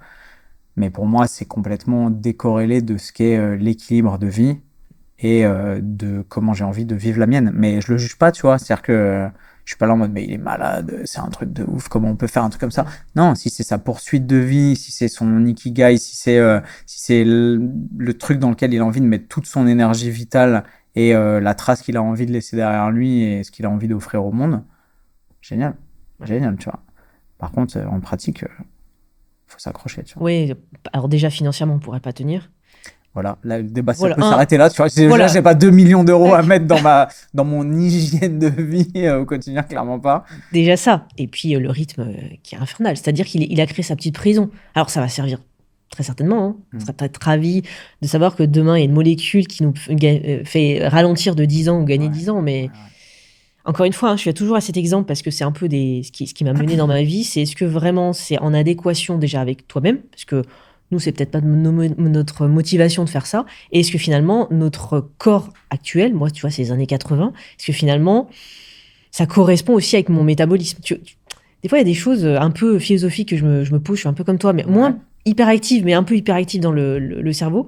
Et je me dis, vraiment, est-ce que ça, c'est pertinent? Est-ce que c'est nécessaire? J'en sais rien. Par contre, oui, il a le courage de le faire. Et moi, je dis, comme toute personne, il y en a qui vont critiquer des animateurs comme Hanouna. Je me dis, en attendant, on l'aime ou on l'aime pas, mais il a osé le faire, enfin osé ou l'a fait. Ok, c'était peut-être sa motivation. Donc voilà, c'était pour être un peu plus large. Du coup, le petit pont sur la santé, est-ce que tu pourrais me définir c'est quoi la bonne santé? Tu sais, l'état de santé idéal, c'est quoi? C'est avoir zéro bobo au quotidien? C'est avoir un équilibre qui est le tien? Ça va être forcément une interprétation personnelle. Bah oui. Parce que je suis pas le Larousse. Pour moi, la bonne santé, c'est la capacité de jouir de cette magnifique machine qu'est notre corps et notre organisme de la façon la plus libre et la plus enrichissante possible. C'est-à-dire que pas de bobo au quotidien, tu vas forcément avoir des douleurs. On est humain. La douleur, ça fait partie de l'expérience humaine. Que tu sois sédentaire ou que tu sois sportif ou ultra sportif, tu vas forcément avoir des douleurs. Tu vas avoir des douleurs de surutilisation si tu es ultra sportif, tu vas avoir des douleurs d'adaptation si tu es sportif et tu vas avoir des douleurs de sédentarité si tu es sédentaire. Donc tu choisis ton camp en fait. Donc pas de bobo. C'est un peu comme la définition philosophique du bonheur, tu vois. Est-ce que le bonheur c'est l'absence de malheur? Ou c'est un voyage intérieur dans une espèce d'état de plénitude et une évolution, j'en sais rien, tu vois. Et je fais plus de philo, donc j'en fais plus assez pour être capable de le savoir, tu vois. Tu ne le savais pas, mais on a reçu André Consponville, qui nous a fait un long débat sur le bonheur, et il a fait le parallèle, et il a dit qu'en matière de santé, il savait pas quoi le dire. Donc, tu vois, c'est marrant. Ouais, c'est super intéressant. Et je m'aventure pas sur un domaine qui est pas le mien, et je pense que mes profs de prépa s'étrangleraient avec leur cuillère en écoutant ce podcast si je m'amusais à m'aventurer sur la définition philosophique du bonheur. Mais en termes de santé, je pense que la douleur faisant partie de l'expérience humaine, le but, c'est pas de souffrir le moins possible. C'est forcément, dans ma perspective, lié à la nutrition et à l'entraînement déjà. Mais c'est d'arriver à construire une machine en prenant soin de ce que la nature t'a donné et des cartes que tu as eues avec la génétique familiale que tu as en main quand tu nais. Construire une machine qui est le plus robuste et la plus résiliente possible aux conditions extérieures, aux intempéries, tu vois, aux maladies aussi, etc., aux épidémies, et qui va te permettre de jouir de ce véhicule corporel en chair et en os qui est la seule machine dans laquelle on va être tous contraints de se déplacer et d'évoluer toute notre vie. C'est-à-dire que l'expérience, en fait, ça part dans cette espèce de dimension philosophique dans le sens où nous ne sommes que des esprits dans des corps, mais en fait, ce corps étant le seul vecteur par lequel on peut vivre l'intégralité de nos interactions au quotidien, tu peux pas ne pas choisir de prendre soin de ton corps. Tu peux le faire, mais en fait, décider de ne pas prendre de décision genre rentable vis-à-vis de ta santé et de ton corps, forcément, ça va te faire basculer dans une catégorie qui va faire que ton corps, il va décider pour toi, tu vois. Donc, la bonne santé, elle est propre à chacun. C'est un curseur. Mais moi, je sais que j'ai pas envie d'être en surpoids pour m'exposer à l'intégralité des maladies cardio-métaboliques que ça entraîne. J'ai pas envie d'être en surpoids pour voir mon bien-être et ma santé mentale se dégrader à cause du niveau d'inflammation systémique de mon corps et de l'accumulation du tissu adipeux. J'ai envie de pouvoir courir, sauter, grimper, randonner, nager, boxer, ce que je veux, tu vois, tout le temps, quand je veux, tout comme j'ai envie. En fait, c'est la même liberté que ce que je cultive professionnellement et mentalement depuis toujours. J'ai envie de pouvoir discuter avec toi de sujets sur lesquels je suis pas expert et de pouvoir aller regarder un podcast, écouter André Comte-Sponville me parler du bonheur et de parler comme il y a une demi-heure avec un ingénieur du son de quelle caméra il a mis pour nous enregistrer sur un podcast et avoir un son d'une telle qualité parce que j'ai envie d'avoir cette flexibilité et cette adaptabilité d'esprit, tu vois. C'est la même chose avec ma santé et mon physique. J'ai pas envie que parce que j'ai négligé cet aspect-là qui est un aspect fondamental de mon être, ça vienne me bloquer à un moment dans mon parcours parce que j'aurais pas pris soin de la machine comme il faut, tu vois. Et dans le coaching sportif, tu vois, les jeunes générations, des fois, vont à l'extrême par rapport à leur santé. On voit qu'ils mettent en danger leur santé. On va en parler de cette branche-là chez toi. Et du coup, pourquoi je posais cette question, c'est parce que certains estiment qu'être en bonne santé, ça va être avec des restrictions. Et tu vois, tu as parlé de bonheur, tu as parlé de bien-être. Je pense qu'il y a vraiment cette balance qui est la plus compliquée dans notre vie. C'est ok, je fais un excès, mais derrière je me prie pendant 3 jours. Qu'est-ce que je fais? C'est propre à chacun, mais c'est vraiment un gros dilemme. Et pour ça que c'est compliqué de parler de santé. Déjà d'un point de vue légal, on peut pas dire n'importe quoi, mais aussi d'un point de vue qu'est-ce qui résonne en chacun. Enfin, moi, tu vois, j'admire des coachs comme toi parce que je me dis waouh, chaque personne, chaque individu est singulier. Comment on fait pour adapter tout ça, quoi? Ça dépend de la volonté de la personne. Je pense que ça dépend de son exposition jeune aussi, socioculturelle, familiale, éventuellement religieuse, tu vois, à qu'est-ce que le sport, qu'est-ce que l'activité physique, qu'est-ce que l'entraînement éventuellement, tu vois. Si tu nais dans une famille dans laquelle les gens sont sportifs par goût, par passion, tu fais de la randonnée avec tes parents, tu vas et t'as la chance éventuellement d'aller au ski pendant les vacances d'hiver, d'aller nager ou au bord de la mer ou de faire des randos en été, etc. Et que tu vois tes parents jouir de cette liberté physique où le corps n'est pas un obstacle, mais c'est un allié. Parce que plus il est fort, plus il obéit, plus il est faible, plus il commande. Tu vas te rendre compte que, en fait, c'est un capital, comme ton capital intellectuel, comme ton capital financier, comme ton capital social, que tu es en droit d'entretenir. Tu vois, je sais plus si c'est Sénèque pour le coup qui disait quel dommage pour un homme de ne pas se rendre compte de la beauté et de la force dont son corps est capable. Ça vaut aussi pour les femmes, mesdames, évidemment, mais je pense que dans la bouche de l'auteur de l'époque, je sais pas si c'est Sénèque ou Aristote, peu importe. On mettra la ref au pire. Merci la technologie et le backup du montage. Donc ça vaut évidemment pour les hommes et les femmes en 2025. Mais oui, quel dommage de pas exploiter cette branche de son être qui est la santé physique. Et si tu as grandi dans cette méta-là avec cette éducation familiale, je pense que tu es évidemment plus à même de comprendre à quel point la santé c'est un capital et à quel point du coup c'est impératif, urgent, essentiel de l'entretenir au quotidien. Et à quel point c'est beau aussi de dialoguer avec cette entité physique qui nous définit tous, mais dans laquelle on est aussi enfermé, tu vois. Et personne n'a le choix du corps qu'on lui a donné. La beauté, c'est que si tu fais les choses bien, tu peux décider du corps que tu vas avoir maintenant, dans 5 ans, dans 10 ans, dans 15 et 20 ans, et ainsi de suite. Mais malheureusement, je peux pas revenir pour les gens sur ce qu'ils ont vécu quand ils étaient petits. Si tu as grandi dans une famille de gens qui étaient en mauvaise santé, en surpoids, obèses, avec des maladies cardio-métaboliques, super réfractaires à l'entraînement, avec des jobs extrêmement sédentaires, dans un milieu social où la culture physique, où le développement, ou l'épanouissement de la santé physique n'était pas forcément valorisé, avec des parents qui ont toujours fumé, bu de l'alcool, et des modèles aussi en grandissant qui t'ont poussé à considérer que c'était ou normal ou souhaitable et envisageable. Ça va être difficile, en étant un adulte, quand tu vas être libre de tes propres choix et de tes actions, de te dire, tiens, si j'allais courir ou faire une séance de muscu, c'est bon pour moi et c'est extrêmement important pour ma longévité mentale et physique dans 30 ans, tu vois. Je pense qu'il y a des gens qui considèrent que le sport, c'est une punition, que l'activité physique, c'est une corvée. Et malheureusement, même si j'essaye de mettre beaucoup de, tu vois, de prise de distance et de recul dans ma création de contenu, etc., pour amener les gens à comprendre que c'est pas le cas et que c'est une liberté fondamentale que de pouvoir jouir de sa liberté physique et que c'est sans doute la plus belle chose qui soit de pouvoir se dire que quand tu auras 80 ans, tu pourras aller faire du sport avec tes petits-enfants ou les chercher à la gym, à la danse, etc. Bah, ça demande quand même un gros travail sur les mentalités et les croyances limitantes pour arriver à ce que des gens qui n'ont pas eu ça en grandissant acceptent qu'il va falloir qu'ils changent leur vision sur eux-mêmes, sur leur corps, sur l'entraînement et sur ce que l'activité physique en général peut leur apporter de bien dans leur vie, tu vois.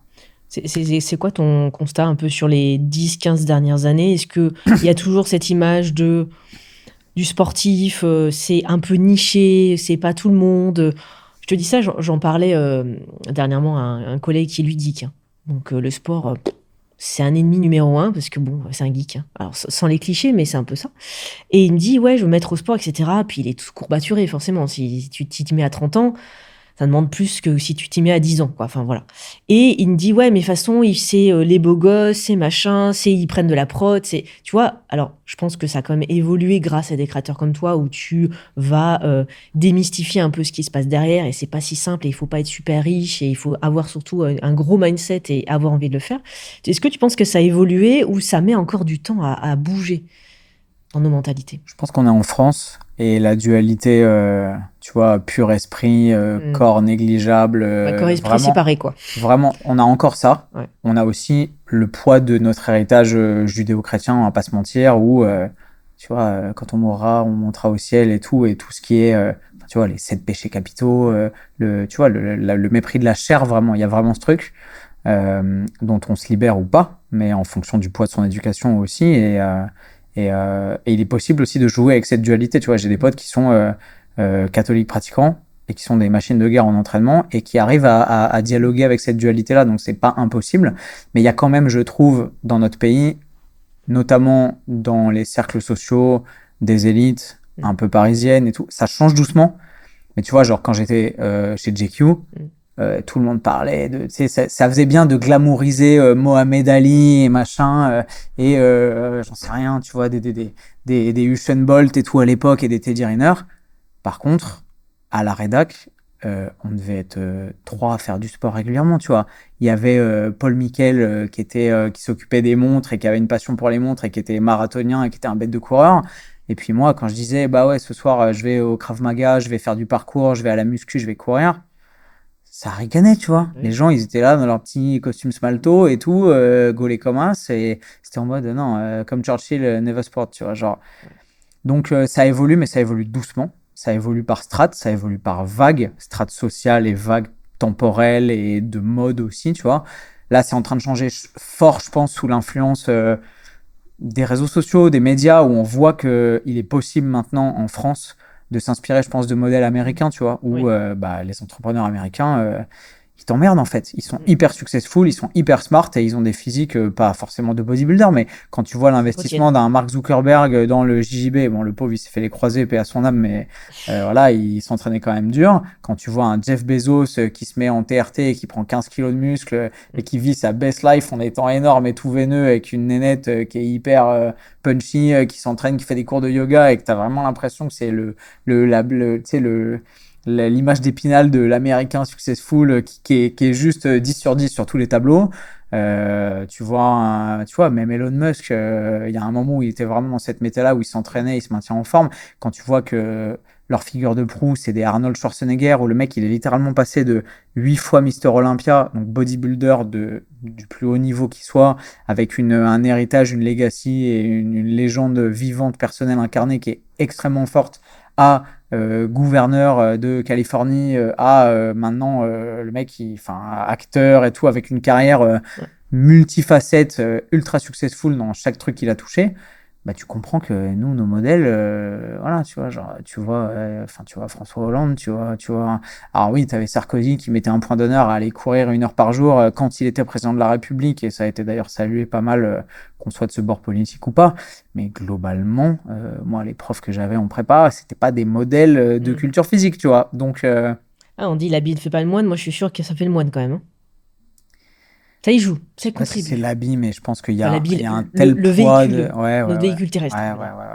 Il y a un tel poids des habitudes et de ce que ta société considère comme normal. Tu vois, j'étais en prépa, mes potes qui étaient les plus besogneux et les plus investis, ils avaient des parents qui étaient normaliens, qui avaient fait des prépas avant eux, machin. Quand ils me voyaient sacrifier 1 heure de révision pour aller faire 1 heure de footing, vraiment, ils ricanaient. Ok, allez, vas-y, G.I. Joe, entraîne-toi bien, tu vois. Donc, tu places le curseur où tu veux, mais je pense qu'il est tout à fait possible maintenant de comprendre que ça évolue via des effets de mode aussi. Tu vois, là, il y a l'Irox qui est en train de prendre le monde du fitness et de l'entraînement comme un raz-de-marée, et j'entends autour de moi, c'est génial, et c'est une bonne chose, parce que même si ça me fait rire intérieurement, ça amène quand même les gens vers la santé et l'entraînement, donc c'est génial. Mais je vois des gens autour de moi me dire, ah mec, j'ai fait mon premier Aerox à Barcelone, c'était incroyable, maintenant j'ai acheté toute la panoplie Puma, je vais essayer de faire à moins d'1h15 et tout, alors que c'était les mêmes gens qui ricanaient de mon entraînement il y a 15 ans quand j'étais chez JQ. Mais ça, c'est agaçant, les mêmes, tu vois. Toi, t'as envie de rager, tu dis putain. Non, parce que moi, mon intention a toujours été la même, que les gens comprennent que le sport et l'entraînement et l'activité physique est bonne pour eux, quelle que soit sa forme. Donc si ils me crachaient à la gueule il y a 15 ans et que maintenant ils ont envie de poster des photos de leur Aerox sur les réseaux sociaux, j'ai quand même gagné en fait. Tu vois, enfin, parce que mon but c'est pas de gagner moi, c'est que l'humanité progresse et que les gens comprennent que c'est important pour eux, qu'ils se bougent le cul et qu'ils prennent soin de leur santé. Donc qu'ils le fassent en ayant fait cette espèce de truc de la muscu c'était pour les ploucs en 2009, et maintenant finalement on fait quoi? On fait du squat pour pousser des luges et courir en lançant des balles à 3 mètres de haut. Ben génial, bravo, on a tous gagné, tu vois. Et justement, un jeune sportif, un jeune entrepreneur qui va se mettre au sport, tu lui conseilles quoi? De faire un truc qu'il aime déjà. Le sport c'est pas une corvée, l'activité physique c'est pas un sacerdoce. Genre, faites ce que vous aimez vraiment, tu vois. Si t'as envie de faire du vélo, fais du vélo. Si t'as envie de boxer, boxe. Si t'as envie de faire du parcours. On est quand même aujourd'hui dans une société où il y a tellement de micro-niche marketing sur tous les univers. Moi, à l'époque, tu vois, genre, j'étais en prépa. Quand je revenais le week-end, j'allais faire du parcours avec les Yamakasi au Kremlin-Bicêtre. Je prenais le bus 47, je crois, de mémoire à l'époque. C'était complètement obscur. J'habitais à Meudon avec mes parents. Il fallait que je fasse 1 heure et demie de trajet pour aller. J'étais comme un môme, voir mes idoles, m'apprendre à faire des sauts de chat, des sauts de précision, des trucs et tout. C'était ouf. Enfin, c'est une stratégie et une dynamique socio-culturelle qui n'a aucun sens. Aujourd'hui, tu veux faire n'importe quel sport. Bah, si t'es dans un milieu quand même relativement urbain et tout, je veux pas trop parler de la méta parisienne, mais tu vois, même en province, entre guillemets, en France, t'as des salles de musculation partout, t'as des clubs de triathlon, t'as des running clubs, t'as des clubs de sport, le développement du MMA, t'as des clubs de MMA partout. Tu vois, moi, il y a littéralement en 2006, quand j'étais en prépa, je voulais faire du combat libre.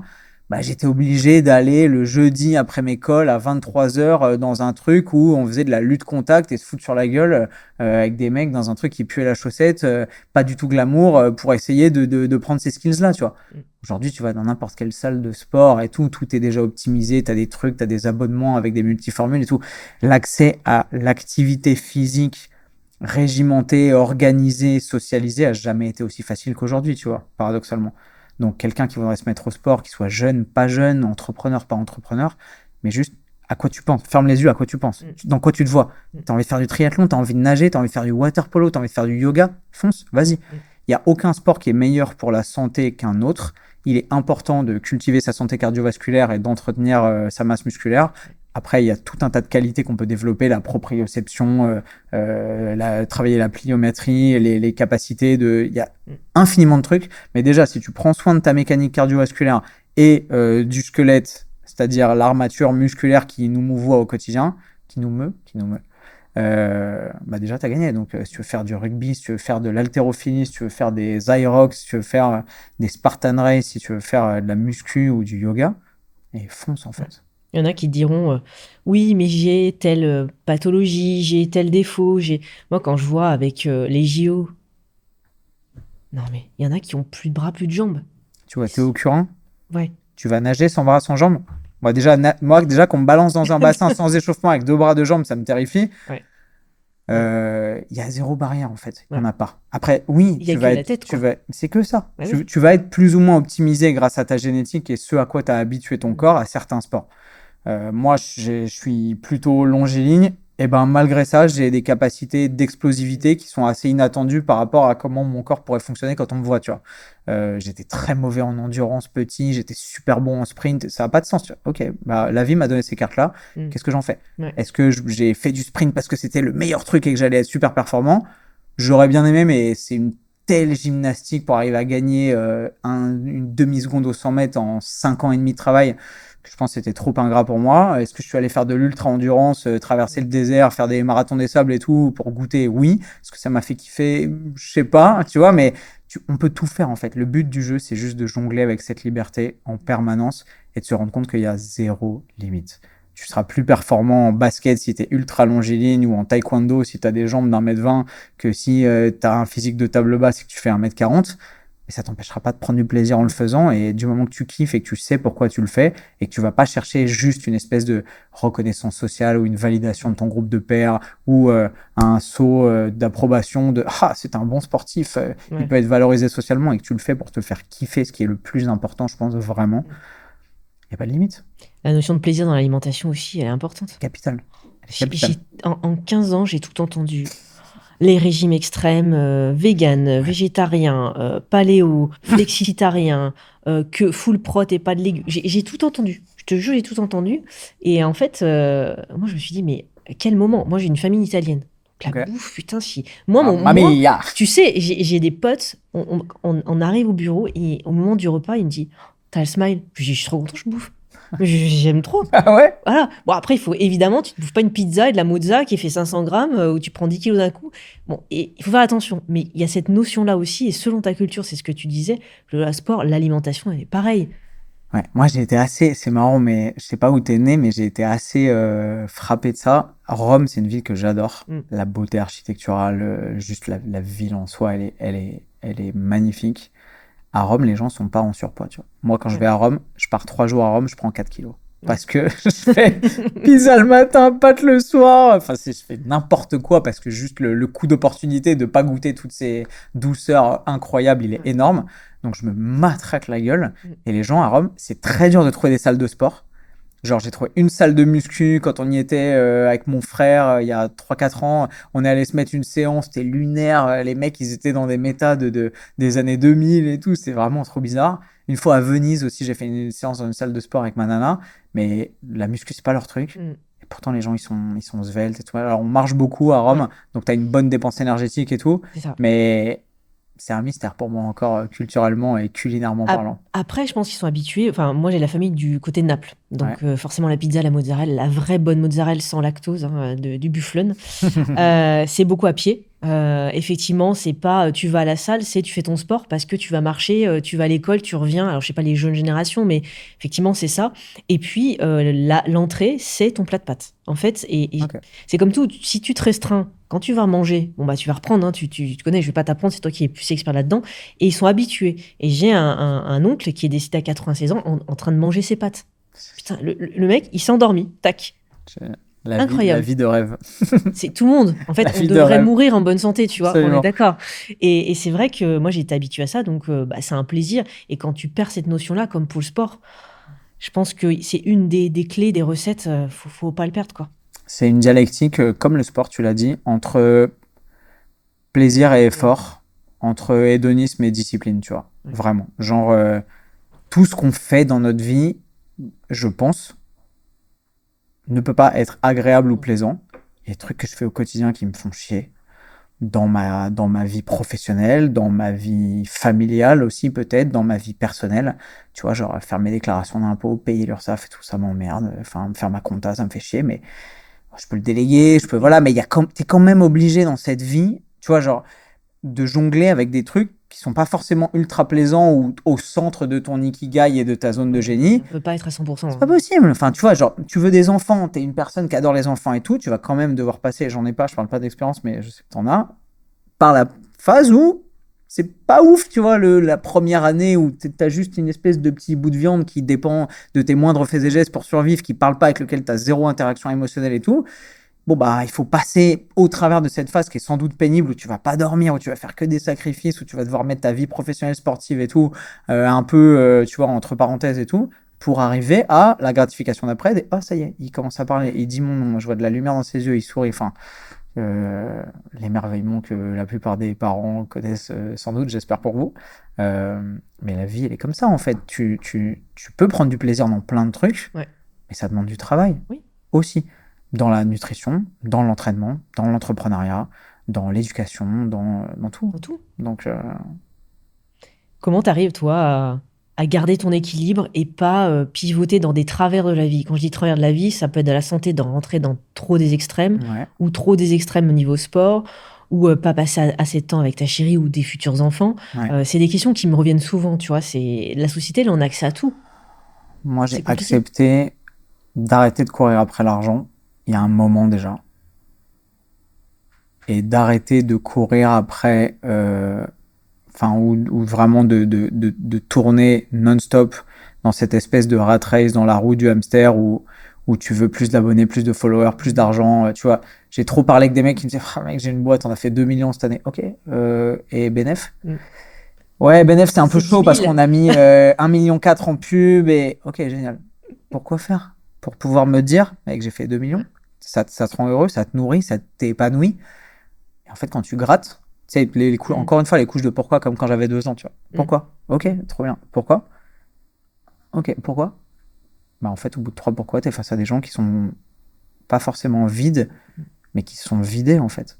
Petit à petit, en courant après des trucs qui leur ressemblent pas, qui font des burn-out, qui pètent les plombs, qui se rendent compte qu'en fait, ils ont 42 ans et que la vie qu'ils ont poursuivie, elle leur ressemble pas, qui sont dans un corps qui ressemble pas à ce qu'ils voulaient quand ils avaient 20 ans, qui ont des relations, des couples, des vies de famille, des évolutions géographiques qui ressemblent pas à ce qu'ils voulaient, et ils se disent, mais je me suis perdu, en fait. Et là, je pense que la claque, elle fait très mal, tu vois.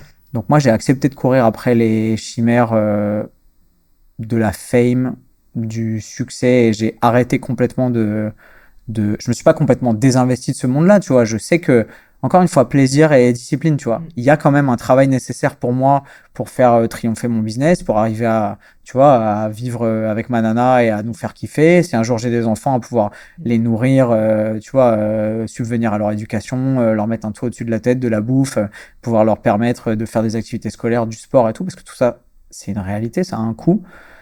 Mais en fait, je glorifie plus trop ce qui te dépasse. Tu vois, genre, j'ai acheté des montres hors de prix, j'ai dormi dans des suites, dans des hôtels indécents, je l'ai fait, tu vois, c'est bon. C'est couché, quoi. Tu vois, genre, ça m'intéresse plus des masses. Tu vois, j'étais à Dubaï il y a quelques années pour 2 semaines. J'ai forcément ce petit émerveillement de oh, c'est stylé, les voitures, les trucs, les buildings, les fringues et tout, ça me fait rêver 3 jours et après ça me fait vomir en fait, tu vois. Je suis en mode ok, c'est pas ça ma vie, ça m'intéresse pas, tu vois. Genre si je peux avoir suffisamment pour ne jamais penser à la méta de l'argent, des contraintes financières, du stress et tout, parce que c'est un vrai stress, tu vois. La santé mentale, tu la détruis avec l'argent et quand t'en as pas, il y a que, tu vois, il y a que les gens beaux qui disent que la beauté physique c'est pas important, il y a que les gens riches qui disent que l'argent c'est pas important. Voilà, on le sait tous, tu vois. Moi, j'ai juste envie de travailler suffisamment dur pour arriver au point où j'aurais plus besoin de me stresser sur ça, comme mon physique en fait. Tu vois, c'est la même. En fait, en parlant, je me rends compte c'est la même dialectique. Est-ce que je vais stresser parce que hier j'ai fait un sushi à volonté. Hier j'ai fait un sushi à volonté avec mon meilleur pote. On est sorti, on s'est dit petite crêpe. On est allé à la crème de Paris. Si vous êtes à Paris, allez visiter cette adresse qui est incroyable. Et on s'est tapé une crêpe au Nutella avec 2 boules de glace. J'ai mal dormi. Je suis rentré, j'étais en mode, oh putain, quelle mauvaise idée. Mais sur le coup, bah, génial. Je me suis levé ce matin, j'avais perdu 1 kilo. Je suis en train de faire un podcast avec toi. On est hyper connectés tous les deux. Je suis pas en brain fog de attends, je cherche mes mots, qu'est-ce qui se passe et tout. Je prends énormément de plaisir à échanger sur tous les thèmes que tu me proposes. Et ma vie, elle continue en fait. Et ce soir, si j'ai des potes qui me disent, ah, t'es à Paris, trop bien, on se fait un burger et tout. bah, j'ai pas, oh là, attends, non, un burger de 800 calories avec des frites et des graisses trans et tout. Non, surtout pas. Mais non, ma vie, en fait, le travail et toute la discipline que je mets au quotidien me permet de jouir cette liberté quand je veux. Je veux que ce soit la même chose avec l'argent.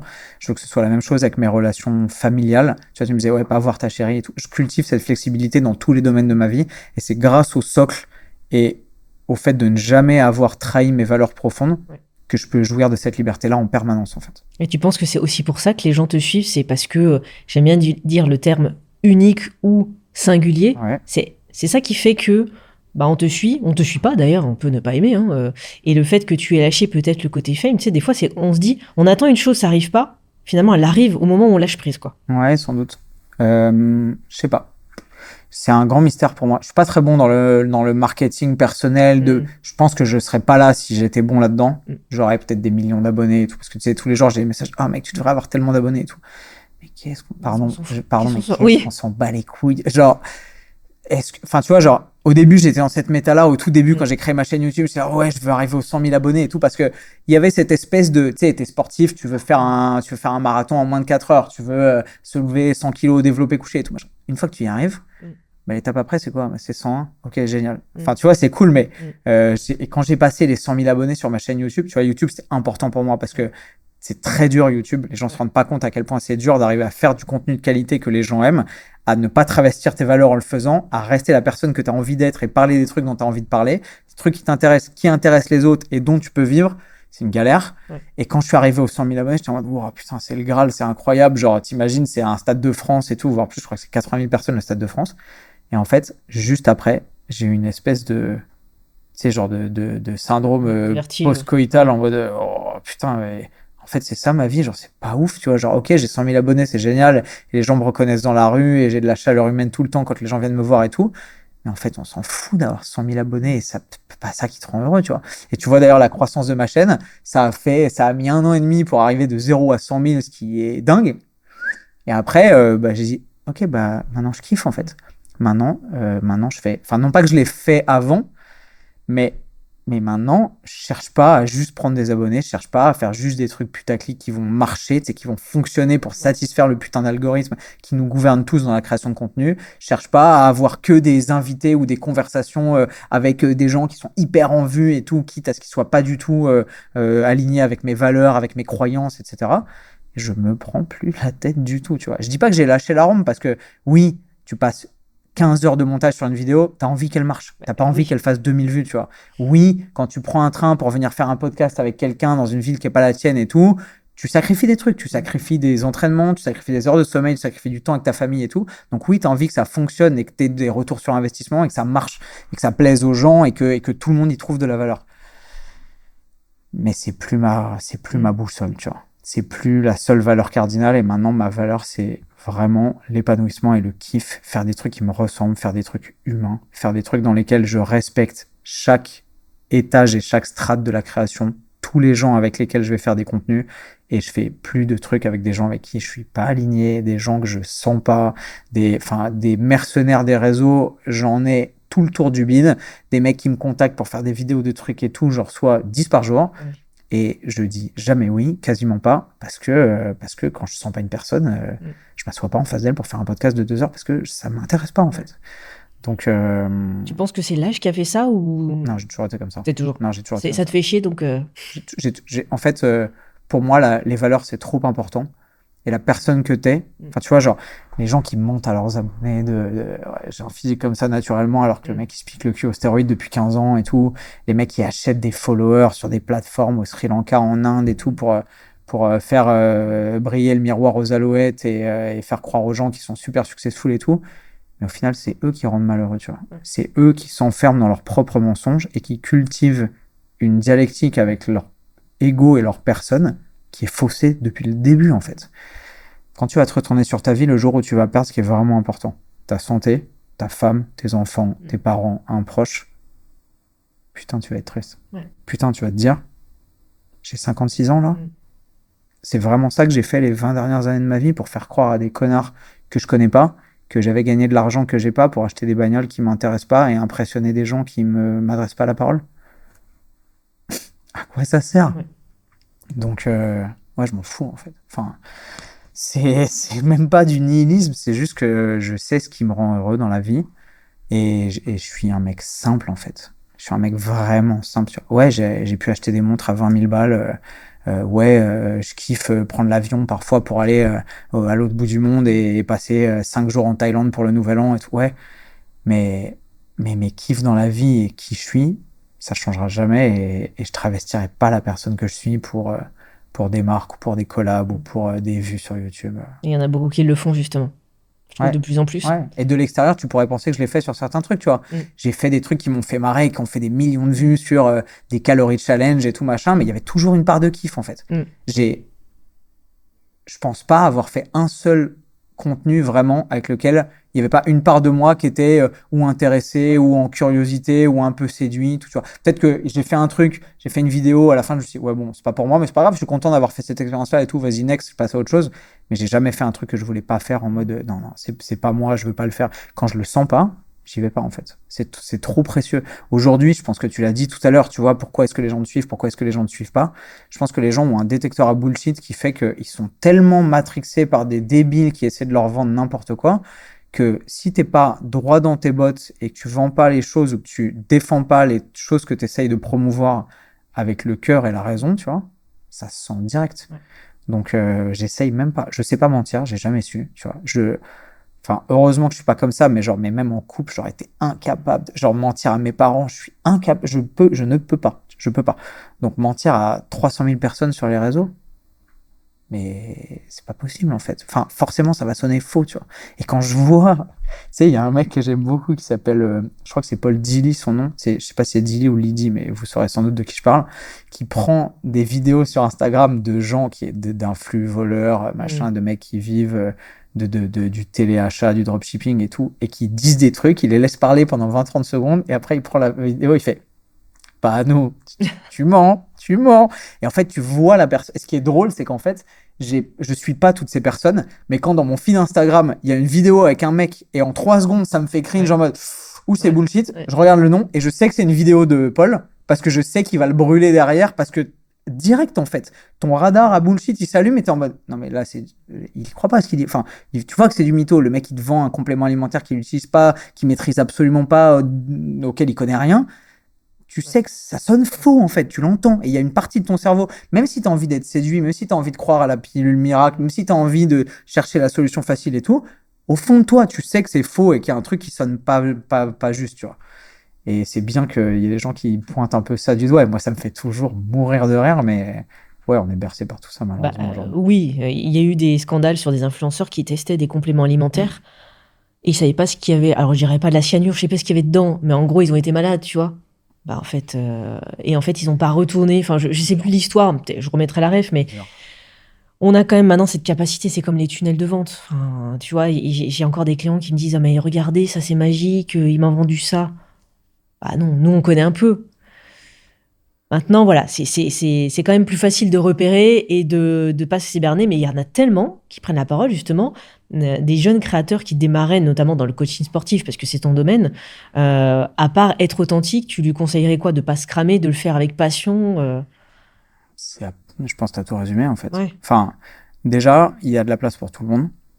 Oui. Les gens, je crois qu'en 2050, c'est plus de 50% de la population mondiale qui sera en surpoids ou en situation d'obésité. Voilà, je drop the mic, terminé en fait. Ouais. Donc il y aura toujours de la place pour des gens qui ont des trucs intelligents à raconter pour aider les autres sur la voie de leur bien-être et de leur liberté physique et de leur santé dans tous les domaines. Donc le coaching sportif, en vrai, il y a de la place pour tout le monde, même si c'est un milieu évidemment extrêmement concurrentiel et très difficile, et que pour tirer son épingle du jeu, c'est vraiment du boulot. Ouais. Et si tu veux faire du cash rapidement et être successful et tout, je te conseillerais sans doute pas le coaching sportif, parce que si tu le fais pas vraiment pour le coup avec le cœur et la raison et en ton âme et conscience, parce que tu es passionné par l'entraînement physique, l'anatomie, la santé, la nutrition, etc. et le fait de vouloir aider les autres, ému par une empathie qui est omniprésente et qui est obligatoire, fais pas ça en fait, parce que c'est pas rentable. Enfin, oui, puis on voit beaucoup de gens, je suis coach de ci, de ça, bon, on va rester dans le sportif comme toi. Il y en a tellement trop, et des gens qui sont pas alignés avec ce qu'ils font, que ça devient n'importe quoi. Ouais, c'est pour ça. Tu vois, je pourrais me sentir coupable quand tu dis ça, parce que je suis juste un coach de plus, d'une certaine façon. Et en même temps, je prêche même, tu vois, je me définis même pas comme coach, en fait. Quand on me demande ce que je fais, je vis ma petite vie, et s'il y a des gens qui trouvent ça inspirant et qui ont envie que je les aide, je le fais avec plaisir, tu vois, mais sous plein de formes, tu vois. J'ai écrit un bouquin parce que ça me permet d'être une bonne façon de toucher le plus de gens possible via les gens qui ont cette sensibilité littéraire. Je fais des vidéos parce que c'est zéro coût énergétique, et tu rentres, t'es claqué du taf, tu te mets devant une vidéo YouTube et t'apprends des trucs en 10 minutes. Je fais des conférences, je fais des podcasts, je fais du coaching, je fais des formations. Enfin, il y a infiniment de façons dont je peux t'aider si t'es paumé dans ta vie et que t'as envie que quelqu'un qui dit des trucs qui résonnent en toi puisse t'aider à y voir plus clair sur le chemin de ta santé, de ta nutrition et ton épanouissement et ton bien-être, tu vois. Donc, j'ai interviewé des acteurs de la santé naturelle et j'ai eu des remarques, et du coup je te pose la question en disant oui, mais toi t'es pas médecin, tu donnes des conseils, mais t'es qui en fait? Tu vois, alors, je te le dis, moi, je te dis l'émotion et la manière dont on l'a dit et la perception et même des commentaires sur YouTube. Oui, c'est compliqué parce qu'il y a beaucoup de personnes qui sont pas calées et qui amènent dans la dangerosité de la santé. Du coup, je me dis forcément, on te l'a déjà dit. J'aimerais saluer l'intelligence et l'ouverture d'esprit des médecins qui ont le recul suffisant pour ne pas tenir ce genre de propos avec les gens qui reçoivent dans leur cabinet ou avec lesquels ils discutent. Parce que moi, j'ai déjà claqué la porte de cabinet de médecins généralistes qui, quand je leur ai dit, écoutez, j'ai fait une prise de sang, je comprends pas, j'ai les gammes AGT comme ça et tout, ils disent, oh là là, vous avez fait médecine? T'es là genre, non, mais enfin, ça m'empêche pas de savoir éventuellement lire une prise de sang, de connaître les interactions médicamenteuses ou, enfin, tu vois, genre la concurrence pour la co-ingestion de certains minéraux et oligo-éléments. Ils disent non, non, mais ok, tu sais, ils t'écoutent pas. Genre, non, ils attendent juste de pouvoir t'interrompre. Mais vous avez fait médecine? Ok, donc si le seul cliffhanger de ton potentiel enclenchement dans notre débat d'idées où j'arrive en totale ouverture d'esprit et en totale humilité pour juste te questionner et avoir ton avis sur une problématique de santé qui est importante pour moi, qui est la mienne ou celle d'un de mes clients, et que le seul truc que tu trouves à me répondre, c'est « mais vous avez fait médecine ?» Bah en fait, j'ai pas envie de parler avec toi, tu vois. Des études où ils ont 4 heures de nutrition. Et j'allais y venir, tu vois, j'ai la chance d'avoir beaucoup d'amis médecins. J'en parlais avec mon amie Marine L'Orphelin, qui est une médecin passionnée et tout, et qui me disait, bah, c'est vrai que, tu vois, elle me dit, même moi, quand j'essaye de donner des conseils et d'orienter les gens sur les réseaux sociaux, même si je suis médecin, je le fais toujours avec prudence, toujours avec recul et toujours intelligence, parce que la vérité, c'est qu'en termes de nutrition, on a une formation en 2e semestre de 3e année dans un amphithéâtre miteux où on a 3 heures sur un PowerPoint d'un mec qui va te recracher les théories du professeur Joyeux, des trucs qu'il a utilisés et appris sur un banc de la fac le même dans les années 60, tu vois. Donc, il y a beaucoup de jeunes médecins, souvent, parce que bah, les autres, ils sont parfois un peu englués dans leurs croyances de l'époque, qui sont très ouverts à ça. Et quand tu vois, quand moi, ça m'arrive d'appeler des médecins généralistes pour leur dire j'ai un client qui a tel truc, machin, j'aimerais bien vous consulter, j'aimerais bien votre avis, qui sont ultra ouverts, qui disent putain, félicitations, c'est rare que j'ai des coachs sportifs qui aient peut-être votre niveau de recul ou votre niveau de connaissance ou de curiosité intellectuelle pour décrocher leur téléphone, appeler un médecin et demander, bah écoutez, je suis pas avec vous au quotidien dans le cambouis de son évolution physique et tout, mais je pense que je regarderais plutôt ci, je ferais plutôt ça, etc. Et là, on peut collaborer et aider les gens vraiment, en fait, tu vois. Donc, chapeau bas à tous ces médecins et professionnels de santé qui ont à la fois le courage et la patience d'éduquer les gens au quotidien, parce que Dieu sait que c'est infiniment difficile, et en même temps l'humilité de savoir qu'ils savent pas tout et de pouvoir rester ouvert au dialogue, même quand ils voient des mecs qui sont pas pros de santé, qui sont juste coachs sportifs ou un peu coach ou qui aident un peu des gens et qui ils savent pas, tu vois, si c'est des gens qui ont vraiment une bonne volonté ou si c'est des charlatans, tu vois. Donc et malheureusement, tu auras toujours des gens qui seront hyper fermés d'esprit, qui voudront pas t'aider et qui considéreront que parce qu'ils ont tel titre honoris causa, ils sont sur leur petit piédestal et qui sont indéboulonnables, tu vois. Et ces gens-là, bah c'est bien, mais j'ai pas envie de parler avec eux, tu vois. Non, moi j'aime bien parler de cette médecine intégrative où justement on va allier. Enfin, si tu veux être bien et faire de la prévention, bah, tu peux faire du yoga, tu peux faire du sport, tu peux prendre soin de toi, tu peux faire de la méditation. Enfin, c'est hyper intéressant. Par contre, demain, t'as un accident, ton bras est arraché, évidemment, tu vas pas voir un naturo, tu vois. Enfin, je trouve que c'est cette bonne intelligence-là. Peut-être les jeunes générations sont en train de s'ouvrir. Nous, en France, je dis en France parce qu'on aura d'autres personnes peut-être qui vont nous écouter, c'est compliqué en ce moment. Le système médical va mal alors qu'on a quand même un pays qui est merveilleux là-dessus. Donc, il faut pas s'inquiéter que les gens aillent chercher d'autres solutions. Il y a aussi ça. Ouais, il y a aussi ça. Et ils sont de plus en plus malades. depuis le Covid, il y a eu des choses qui se sont accélérées, il y a eu du on-dit. Moi, je ne prends pas position parce que je ne sais pas et je ne suis pas professionnelle de santé, mais j'ai tous les jours des retours de témoignages de gens qui disent bah voilà, j'ai eu telle personne, j'ai eu ça, je me suis fait vacciner ou pas vacciner, j'ai eu ça. Tu vois, c'est hyper compliqué, quoi. C'est pour ça que ton job, c'est d'avoir aussi cette rigueur-là, de dire ah ouais, tu as aussi peut-être un gamin de 15 ans qui va écouter et qui va changer sa vie à la suite de la vidéo. Enfin, toi, tu as une responsabilité et c'est chouette de l'assumer. Toi, tu as toujours, j'ai vu une dizaine, une vingtaine de tes vidéos, tu mettais les ressources, ce que tu disais, etc. Et ça, bravo de le faire. Parce qu'il y en a qui ne le feront pas avec cette rigueur-là. Je ne l'ai pas toujours fait, mais un grand pouvoir, entre guillemets, implique de grandes responsabilités. Et effectivement, tu vois, tu sais pas si tu vas parler à quelqu'un de très cortiqué, très calé, qui va juste prendre la petite pépite que tu viens de lui lâcher en mode, oh, putain, c'est vrai, j'avais pas pensé, boum, qui va l'implémenter, ça va marcher.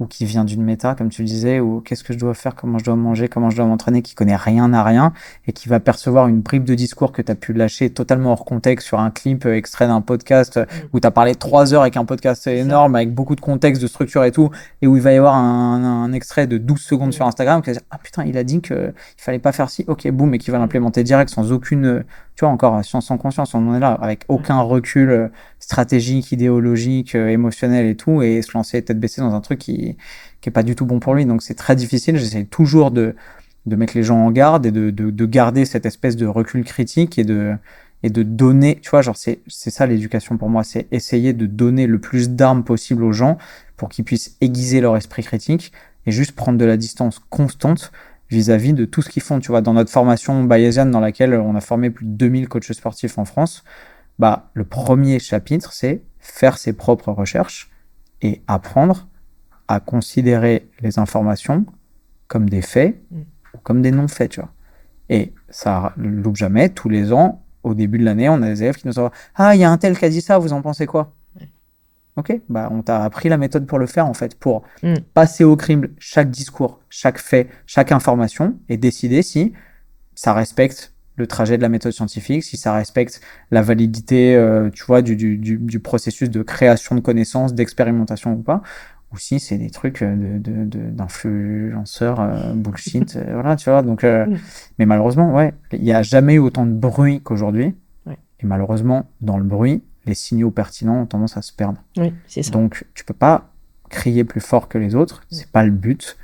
Le but, je pense, c'est pour ça que je fais pas de marketing agressif. Tu vois, j'ai toujours fait que du contenu organique. J'ai jamais fait de publicité et tout, parce que ça m'intéresse pas en fait. Tu veux me trouver et ce que je dis résonne avec toi, génial. On peut bosser ensemble, on peut faire plein de trucs, tu vois. Mais je vais pas essayer d'aller crier plus fort que les voisins parce que j'ai la science infuse et la vérité incarnée. C'est pas le cas, tu vois. Donc, éduquer les gens, c'est ce que je fais depuis des années. Essayer de leur apprendre à se former, ça prend du temps, tu vois. Tu vas pas arriver à maîtriser l'énigme qu'est l'optimisation de l'excellence physique et de la santé métabolique, nutritionnelle, etc. en 20 minutes. Même si tu es un génie, ça demande tellement d'acculturation, tellement de strates successives qui doivent s'empiler méticuleusement et qui vont demander des remises en question sans arrêt, tu vois, avec, tu disais tout à l'heure, le paléo, le truc, les flexitariens et tout, tu vas être bombardé d'infos dans tous les sens. Si t'es pas capable d'arriver à filtrer et à réduire le bruit pour arriver à laisser rentrer ce qui est pertinent dans l'absolu, mais aussi pour toi, parce qu'on est tous différents, pour construire ta petite pyramide et paver ta voie vers ton épanouissement et ton bien-être, tu n'y arriveras jamais, en fait. Ouais. Donc, ouais, ça prend du temps, et Rome, c'est pas fait en un jour, et c'est le travail d'une vie, en fait.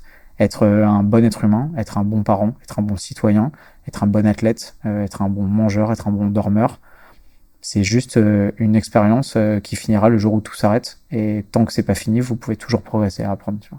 Ce serait les conseils ou le conseil qu'il faudrait retenir. Il y en aurait plein. C'est vague, hein, comme conseil, mais ouais, j'ai pas la prétention de pouvoir résumer l'hygiène de vie et la santé en un seul conseil, c'est pas possible. Mais juste, ouais, formez-vous. Ouais. Passez du temps, soyez humble, écoutez des gens qui disent des trucs qui vous paraissent intelligents, qui sont sourcés, qui sont validés scientifiquement, qui sortent pas de n'importe quoi. Méfiez-vous des tendances de dernière minute, waouh, on savait pas, mais il y a tel truc qui vient de Géorgie septentrionale et qui révolutionne complètement la vie des femmes entre 30 et 49 ans qui veulent perdre 15 kilos en 6 mois. Enfin, ta gueule, tu vois, genre, non.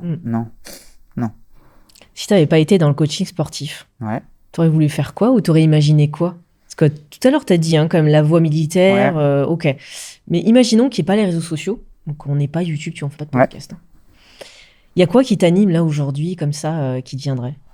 Je pense que la vie militaire, ça m'aurait chatouillé fortement. J'avais un regret, c'est de ne pas avoir passé le concours des officiers de l'air. Parce que j'aurais bien aimé mettre mon cul dans un avion de chasse et voir si j'étais capable de faire ça.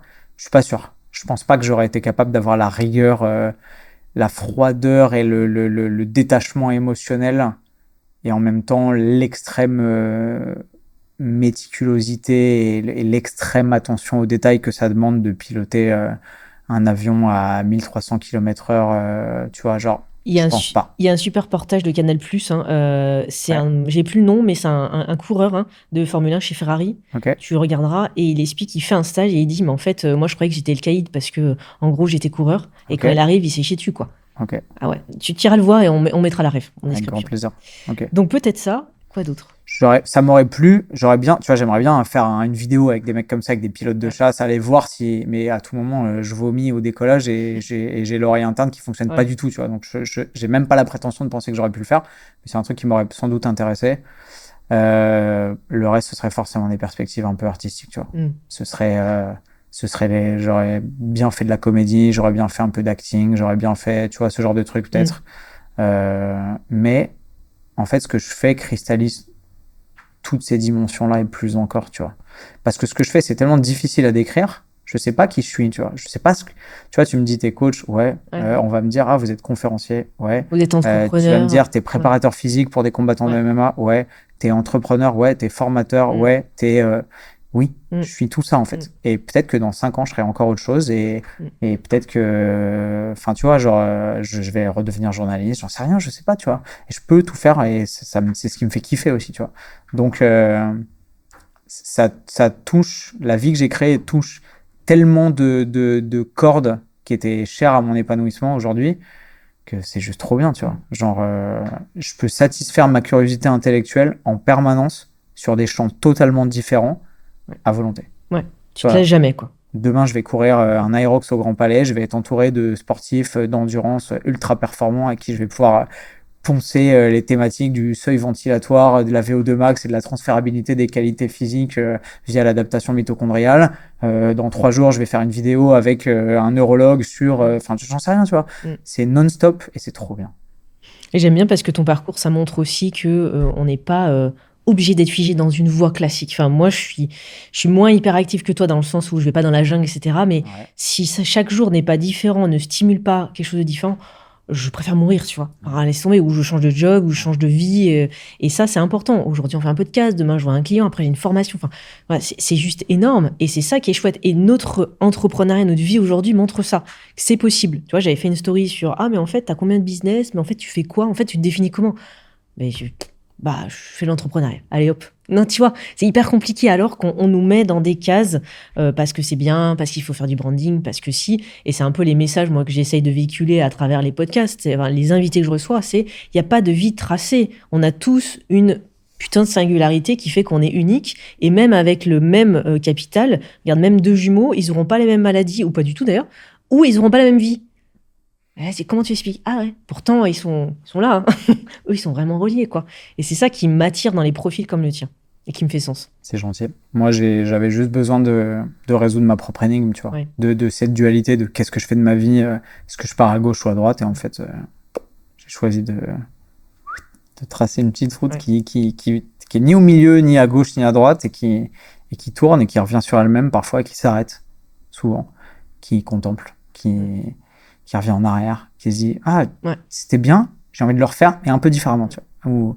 Ou qui saute 3 chapitres, ou tu vois, genre, parce qu'on est libre de le faire. Et si des gens jeunes entendent ce podcast, gardez en tête que vous avez plus que jamais aujourd'hui la liberté de pouvoir choisir et refaire ces choix-là indéfiniment, quasiment, à partir du moment, toujours, où vous bossez dur, où vous mettez de l'effort dans ce que vous faites, et où t'es pas juste à, pardon, mais à toucher la bite, à essayer des trucs. J'ai fait une demi-année de psycho, ça m'a pas plu. Je suis allé en médecine, ça m'a pas plu, machin. J'ai fait ci, j'ai fait ça. Finalement, je fais rien avec le cœur, je m'investis pas. Et puis t'arrives à 28 ans et en fait, t'as rien construit et t'es complètement paumé et t'es toujours au même stade parce que t'as pas mis d'effort dans ce que tu faisais.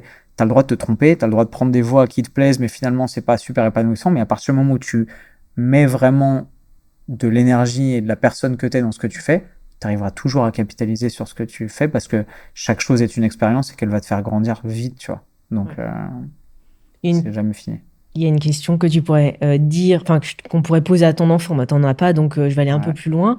C'est que tu vois, tu as une baguette magique et tu vois le petit Antoine de 10 ans en face de toi. Ouais. Et tu lui dis quoi aujourd'hui? Change rien. Fais confiance à la vie. Change rien et fais exactement ce que tu as fait, tu vois.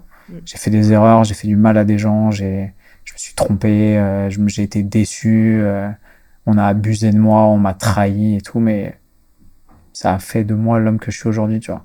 Avec mes forces, avec mes sensibilités, avec mes faiblesses. Et je changerai. J'ai la chance de pas avoir commis d'erreurs irréparables, de pas avoir causé la mort de quelqu'un, de pas avoir de trucs qui m'empêchent de dormir, où je sais que par ma faute, quelqu'un d'autre a subi les manquements de ma discipline ou de ma vigilance et de trucs qui fait que je puisse m'en vouloir toute ma vie.